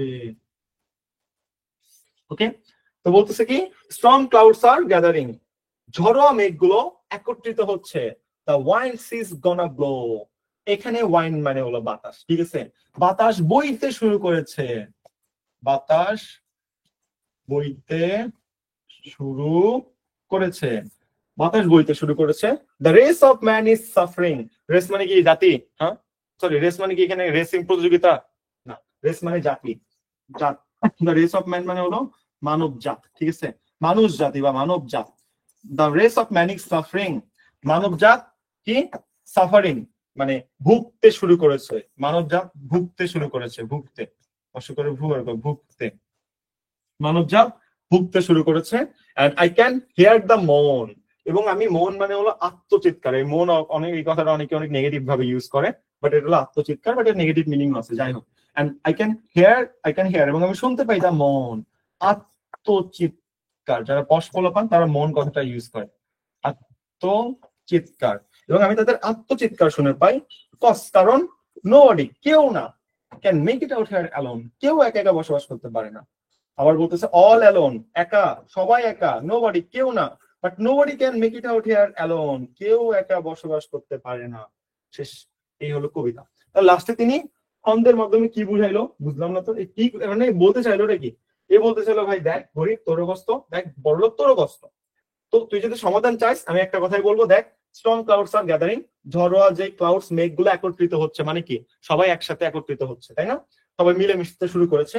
ওয়াইন্ড সিজ গনা ব্লো, কারণ কি বাতাস বইতে যেহেতু শুরু করছে, মানুষ একত্রিত হবে, এটা বলতেছে। The race of man is suffering, মানব জাত যেহেতু কষ্ট পাচ্ছে, ভুগতেছে, আমি তাদের আত্মচিৎকার শুনতে পারতেছি, কারণ কেউ একা একা বসবাস করতে পারে না। ভাই তো ঝগড়া টগড়া বাদ দে, ঝগড়া টগড়া বাদ দিয়ে একত্রিত হবে, একত্রিত হয়ে সামনের দিকে আগাই যা, পরবর্তী দুনিয়াটা সুন্দর হবে, পৃথিবীটা সুন্দর হবে। কবি এটা বোঝানোর জন্য এই কবিতাটা লিখছে। ভাবেন একটা কবি, একটা সাহিত্যিক, মানে কতটা সাহিত্য প্রবণ হইলে এত সুন্দর করে একটা কবিতা লিখতে পারে। আমি অবাক হয়ে যাই কবিতা পড়ার টাইমে, যে একটা সাহিত্যিক হওয়া খুব বড় একটা ব্যাপার। তাদের রেসপেক্ট আছে, যারা সাহিত্যের মর্ম বুঝে তারাই মাত্র এই রেসপেক্টটা করতে পারে। আমি নিজেও, আমার অনেক লেখা আছে, মিনিমাম 300 থেকে 350 মতো আমার সাহিত্য নিয়ে লেখা আছে, কবিতা বলেন, এইটা বলেন, সেইটা বলেন, বাট আমি এই জিনিসগুলো খুব একটা প্রকাশ করার সময় পাই না, কারণ অ্যাডমিশন ব্যাচ নিয়ে যে অবস্থা, এগুলো নিয়ে আর কি বলবো। সো যে একজন সাহিত্য প্রেমী, কেবলমাত্র তাদের পক্ষে এই জিনিসগুলোর ডিপ ফিলিংস বোঝা সম্ভব। সবাই আসলে এই জিনিসটা পারফেক্টলি আপনাকে এক্সপ্লেন করতে পারবে না। আমি কাউকে ছোট করতেছি না, আমি জাস্ট একটু বুঝাচ্ছি যে সবাই পারে, বাট সাহিত্য প্রেমিক যারা, তারা আরেকটু একদম ইমোশন দিয়ে এটা আপনাকে প্রকাশ করতে পারে। আপনাকে জাস্ট একটু বলা হয়েছে, আর কোনো কিছু না। ওকে, ওকে ফাইন। আমাদের আর একটা কবিতা আছে, শেষ, তাহলে শেষ। ঠিক আছে, লাস্ট কবিতা। লাস্ট কবিতা কি দেখেন, ডব্লিউ.এইচ অর্ডেনের লেখা, সেপ্টেম্বর 1, 1939। তোমরা জানো যে দ্বিতীয় বিশ্বযুদ্ধ যখন সূচনাকাল, সেই সূচনাকাল নিয়ে লেখা একটা কবিতা। ডব্লিউ.এইচ অর্ডেনের ওয়েস্টার্ন ওয়েস্টার্ন, এখানে হিউজ বলা যায়, ওয়েস্টার্ন হিউজ অর্ডেনের লেখা, খুব সুন্দরতম একটা কবিতা। তিনি ইংল্যান্ডের পোয়েট ছিলেন। অর্থাৎ তাকে তিনি শুরুতে ইংল্যান্ডের পয়েট ছিলেন, পরবর্তীকালে তিনি আমেরিকায় যায়, আমেরিকান পয়েট হয়, তাকে অ্যাংলো আমেরিকান বলা হয়। ঠিক আছে, অ্যাংলো আমেরিকানের কাহিনী আলাদা, এটা আমি পরে আলোচনা করবো। আগে আপনি কবিতা এক্সপ্লেনেশনে আসেন, ওটা রাকিও আলোচনা করবে। অ্যাংলো স্যাংসন, অ্যাংলো আমেরিকান, ওই বিভিন্ন জাতির মধ্যে এটা নির্ধারণ করা হয় আর কি। তিনি কি বলতেছে এটা বলেন। তিনি বলতেছে এখানে কি, সেপ্টেম্বর 1, 1939, 1939 অর্থাৎ 1939 সালের সেপ্টেম্বর মাসের 1 তারিখের কথা তিনি এখানে বলছেন। তিনি কি বলছে এমন যে কবিতা এত বেশি জনপ্রিয় হয়ে গেল? ভাই, এই কবিতাটা হইলো দ্বিতীয় বিশ্বযুদ্ধ নিয়ে লেখা একটা কবিতা, বুঝতে পেরেছ? দ্বিতীয় বিশ্বযুদ্ধ কেন হয়েছে বলতো? প্রথম বিশ্বযুদ্ধ হইলো, সেখানে অক্ষশক্তি ছিল, পরাশক্তি ছিল, অটোমান সাম্রাজ্য ছিল, তারা ঝামেলা টামেলা করলো, করার পর আমেরিকা সহ বিভিন্ন পরাশক্তি একত্রিত হইলো, হইলে তাদের আক্রমণ করলো, তুর্কি পুরোটা ভেঙে গেল, ভেঙে যাওয়ার পর প্রায় 637 বছরের সাম্রাজ্যটা পতন ঘটলো। পতন ঘটার পর তারা জাতিপুঞ্জ করলো, সেই জাতিপুঞ্জের মধ্যে আবার ঝামেলা হলো 1930-এর পর থেকে। 1930 থেকে 1939 পর্যন্ত বড় রকমের একটা ঝামেলা হতে শুরু করলো। 1939 সালে আবার একে অপরের পরাশক্তিতে মানে যুদ্ধের সাথে লেগে গেল। এই যে যুদ্ধের সাথে যখন লাগলো, তখন তো দ্বিতীয় বিশ্বযুদ্ধ আবার সূচনা হলো। প্রথম বিশ্বযুদ্ধ যে পরিমাণ ক্ষতি হয়েছে, দ্বিতীয় বিশ্বযুদ্ধ মানুষের কাছে অনেক ভয়ানক একটা রূপ ছিল। তারপর আমেরিকা কি করলো, জাপানে Hiroshima নাগাসাকিতে little boy fat man মারলো, পরাশক্তির নতুন জন্ম হইলো। আফটার দ্যাট আপনার তার 5 থেকে 6 বছর পর রাশিয়া আবার পরাশক্তি করলো। 1935 থেকে 91 পর্যন্ত এর মধ্যে কোল্ড ওয়ার চলতে থাকলো। 91 রাশিয়ার পতন ঘটলো, সেখানে 1991 থেকে এই পর্যন্ত আমেরিকা প্রায় 30 বার বিভিন্ন খন্ড খন্ড যুদ্ধে লাগলো। তো এই যে প্রচুর ব্যাপার স্যাপার, 2010-এর পরবর্তীতে আরো নতুন পরাশক্তির দেশ হিসেবে চায়না এখানে চলে আসলো, এটা জিকের ব্যাপার স্যাপার। যাই হোক, তো জিকের যে ব্যাপার স্যাপার, এটা রাকিব আপনাকে বলবে। যদি এটা আমার পলিটিক্যাল সায়েন্স রাজনীতি বিজ্ঞান বিভাগের টার্ম ছিল, আমি যেহেতু রাজনীতি বিজ্ঞান বিভাগের স্টুডেন্ট, তো এগুলো আমার ভালো মতো জানতে হয়। তিনি এখানে কি বলে আমরা একটু দেখার চেষ্টা করি। বলে ওই জিনিসটাকে বলতেছে যে I see one of the dives. Dives মানে হলো পানশালা। পানশালার বাংলা নাম কি জানেন? মদের দোকান। আপনি ভুল করে আবার মদের দোকান পরীক্ষায় লিখেন না, মার্ক দিবেন না, ঠিক আছে? পানশালা বলবেন, পানশালা। পানশালা মানে বার। বাংলাদেশে যেগুলোকে আমরা বার বলি না, মদের দোকান বলি, সেগুলোকে আমেরিকায় বলে পানশালা। মানে আমেরিকায় আমরা বাংলাদেশে যেমন পানি আমাদের কাছে নর্মাল, ওখানে মদ বা এই ড্রিঙ্কস খুব নর্মাল একটা ব্যাপার, রাইট? ড্রিঙ্কস মানে হলো এখানে আপনার ফলের জুস। আপনি বাংলাদেশ থেকে বাংলা যদি খান, পচায় টসায় এইটা সেটা খান, তাহলে তো ভাই কষ্ট। ওরা ফলের জুস, ওই দেশে প্রচুর পরিমাণে ফল ফলে, তো এই ফলের জুস তারা খায়, যেটাকে আসলে মদ বলে বাংলাদেশে প্রচলিত করা হয়। সেই হলো ব্যাপার। I sit one of the dives. আমি পানশালায় বসেছিলাম অফ 52nd স্ট্রিট, ঠিক আছে? ওয়ান অফ দ্য ডাইস, আমি অনেকগুলো মদের দোকানের মধ্যে একটা মদের দোকানে বসেছিলাম। কোথায় বসেছিলাম? অন 52nd স্ট্রিট, 52 নাম্বার রাস্তায়। 52 নাম্বার রাস্তায়, ঠিক আছে? বলতেছে যে অনেকগুলো মদের দোকান ছিল, তার মধ্যে আমি একটা মদের দোকানে বসেছিলাম, যে মদের দোকান ছিল হলো 52 নাম্বার রাস্তায়। কি বলতেছে? ডাব্লিউএস ওয়েস্টার্ন হার্ক অর্ডেন বলছে, ডাব্লিউএস অর্ডেন। তো মদের দোকানে বসে কি করতেছে? নর্মালি মানুষ, আমরা যেমন চায়ের দোকানে বসে আড্ডা দিই, তারা মদের দোকানে বসে আড্ডা দেয়, ঠিক আছে? এই আর কি ব্যাপার। দেন বলতেছে যে মদের দোকানে বসেছিলাম, আনসার্টেইন, অ্যাফ্রিড। আনসার্টেইন মানে অনিশ্চিত, অনিশ্চিত। অ্যাফ্রিড মানে হলো ভীত। কিভাবে বসেছিলাম? মদের দোকানে 52 নাম্বার রাস্তায় অনিশ্চিত এবং ভীত হয়ে আমি বসেছিলাম। As the clever hope expire, যেহেতু ক্লেভার হোপস মানে বড় আশা, বড় আশা, বড় আশা কি হয়ে গেছে? এক্সপায়ার, সমাপ্ত হয়ে গেছে। সমাপ্ত বা ধ্বংস বলো, ধ্বংস বলে বেশি সুন্দর লাগবে। হ্যাঁ, বড় আশা যেহেতু ধ্বংস হয়ে গেছে, of a low dishonest decade, of a low dishonest decade. Dishonest মানে হলো অসৎ, লো মানে হলো নিম্ন, নিম্ন। ডিসঅনেস্ট মানে হলো অসৎ, অসৎ মানুষের, অসৎ মানুষের, ডিকেড মানে হলো দশক, ঠিক আছে? তো কি বলতেছে? যেহেতু বড় আশাগুলো ধ্বংস হয়ে গেছে নিম্ন অসৎ মানুষের দশকে, waves of anger and fair. Waves মানে হলো ঢেউ, ঢেউ কিসের ঢেউ? অ্যাঙ্গার, রাগ, এন্ড রাগ এন্ড ভয়। অ্যাঙ্গার মানে হলো রাগ, আর ফেয়ার মানে হলো ভয়। তাহলে রাগ এবং ভয়ের ঢয়, রাগ এবং ভয়ের ঢেউ কি করতেছে? Circulate over the bright. Circulate মানে হলো ছড়িয়ে পড়তেছে। সার্কুলেট মানে কি? ছড়িয়ে পড়া, ছড়িয়ে পড়া। ছড়িয়ে পড়তেছে কিভাবে? Over the bright. ব্রাইট মানে কি? ব্রাইট মানে হলো তোমার সৌন্দর্য, বা এখানে কি বলতে পারবো, বা আলোর মাঝে, আলোর মাঝে এই রাগ এবং ভয়ের ঢেউগুলো ছড়িয়ে পড়তেছে। তো ব্রাইট মানে হলো আশা, আশার আলো। আশার আলো বলে বেশি সুন্দর মিনিং দেবেন। হ্যাঁ, আশার আলো। আশার আলোর মাঝে কি তোমার ভয় এবং রাগের ঢেউগুলো ছড়িয়ে পড়তেছে। এন্ড ডার্কেন্ড, এবং ডার্কেন্ড মানে হলো অন্ধকারচ্ছন্ন করা, অন্ধকার বানিয়ে দাও, অন্ধকারচ্ছন্ন করা। এবং অন্ধকারচ্ছন্ন করতেছে ল্যান্ডস অফ দ্য আর্থ, পৃথিবীর কিসে? ল্যান্ডস। পৃথিবীর পৃথিবীর জমিকে বললে এখানে আসলে ভুল হবে, ঠিক আছে, এখানে অন্য মিনিং দিতে হবে। এন্ড ডার্কেন্ড এবং অন্ধকারাচ্ছন্ন করেছে ল্যান্ডস অফ দ্য আর্থ, মানে পৃথিবী, ল্যান্ডস অফ দ্য আর্থ, পৃথিবীর কি বলবেন, আচ্ছা পৃথিবীর বসবাস, পৃথিবীর বসবাসকারীদের বলেন তাহলে বেশি সুন্দর হবে। এন্ড ডার্কেন, আমি পুরো মিনিংটা পরে বলতেছি। And darken the lands of the, পৃথিবীর বসবাসকারীদের অন্ধকারাচ্ছন্ন করেছেন অবসেসিং আ প্রাইভেট লাইফস। অবসেসিং মানে হলো আচ্ছন্ন করা, আচ্ছন্ন করা। তাহলে আচ্ছন্ন করেছে কি? আমাদের প্রাইভেট লাইফ। আমাদের প্রাইভেট মানে হলো ব্যক্তিগত, ব্যক্তিগত লাইফ মানে হলো জীবন। আমাদের ব্যক্তিগত জীবনকে আচ্ছন্ন করেছে। The unmentionable order of death offends the September night. Unmentionable মানে কি? অনুচ্চরিত। কি রে ভাই, মাসিক হয়ে থেকে গেছে। অনুচ্চরিত, আনমেনশনেবল মানে কি? অনুচ্চরিত, অনুচ্চরিত, ঠিক আছে। অনুচ্চরিত কি? Order of death. অর্ডার মানে গন্ধ, ডেথ মানে হলো মৃত্যু। অর্ডার অফ ডেথ মানে কি? মৃত্যুর গন্ধ। অনুচ্চরিত মৃত্যুর গন্ধ কি করতেছে? অফেন্স। অফেন্স মানে হলো দোষারোপ করা, দোষারোপ করা, দোষারোপ করা। দোষারোপ করেছে কাকে? সেপ্টেম্বর নাইট, সেপ্টেম্বরের রাতকে। এই সেপ্টেম্বরের রাতকে, সেপ্টেম্বরের রাতকে। তাহলে কি দাঁড়াইলো? এখন আমি আপনাকে মিনিং বুঝাই দিই, দেখেন তাহলে আপনার জন্য ভালো হবে। চলেন, পুরোটা কিন্তু আমি লিখে দিছি। হ্যাঁ, প্রথমে বলতেছে যে I sit one of the dives, আমি অনেকগুলো মদের দোকানের মধ্যে একটা মদের দোকানে বসেছিলাম যেটা 52 নম্বর রাস্তায় ছিল। কিভাবে বসেছিলাম? আনসার্টেন, অনিশ্চিত এবং ভীত হয়েছিলাম। As the clever of expire, যেহেতু বড় বা তীব্র আশাগুলো ধ্বংস হয়ে গেছে। তীব্র আশা কি? তিনি ভাবছিল যে দ্বিতীয় বিশ্বযুদ্ধ লাগবে না। তো 1939 সালের সেপ্টেম্বর মাসের 1 তারিখে দ্বিতীয় বিশ্বযুদ্ধ শুরু হয়ে গেছে। তাহলে তীব্র আশা ধ্বংস হয়ে যাও না? তাই বলতেছে যে as the clever of expire, যেহেতু আমার তীব্র যে আশা ছিল যে আমার দ্বিতীয় বিশ্বযুদ্ধ লাগবে না, এই আশাটা আমার ধ্বংস হয়ে গেছে। কিভাবে ধ্বংস হয়েছে? Of a low dishonest decade, একটা নিচু অসৎ দশকের মানুষের দ্বারা। 1931 থেকে 39 পর্যন্ত এই যে সকল দেশের মানুষেরা এক বিভিন্ন রকম চক্রান্ত করে বিভিন্ন লাভের আশায় আবার নতুন করে দ্বিতীয় বিশ্বযুদ্ধ শুরু করেছে।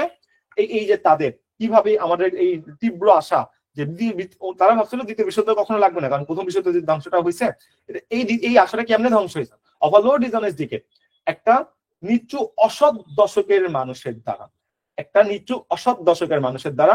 এই জন্য কি হচ্ছে?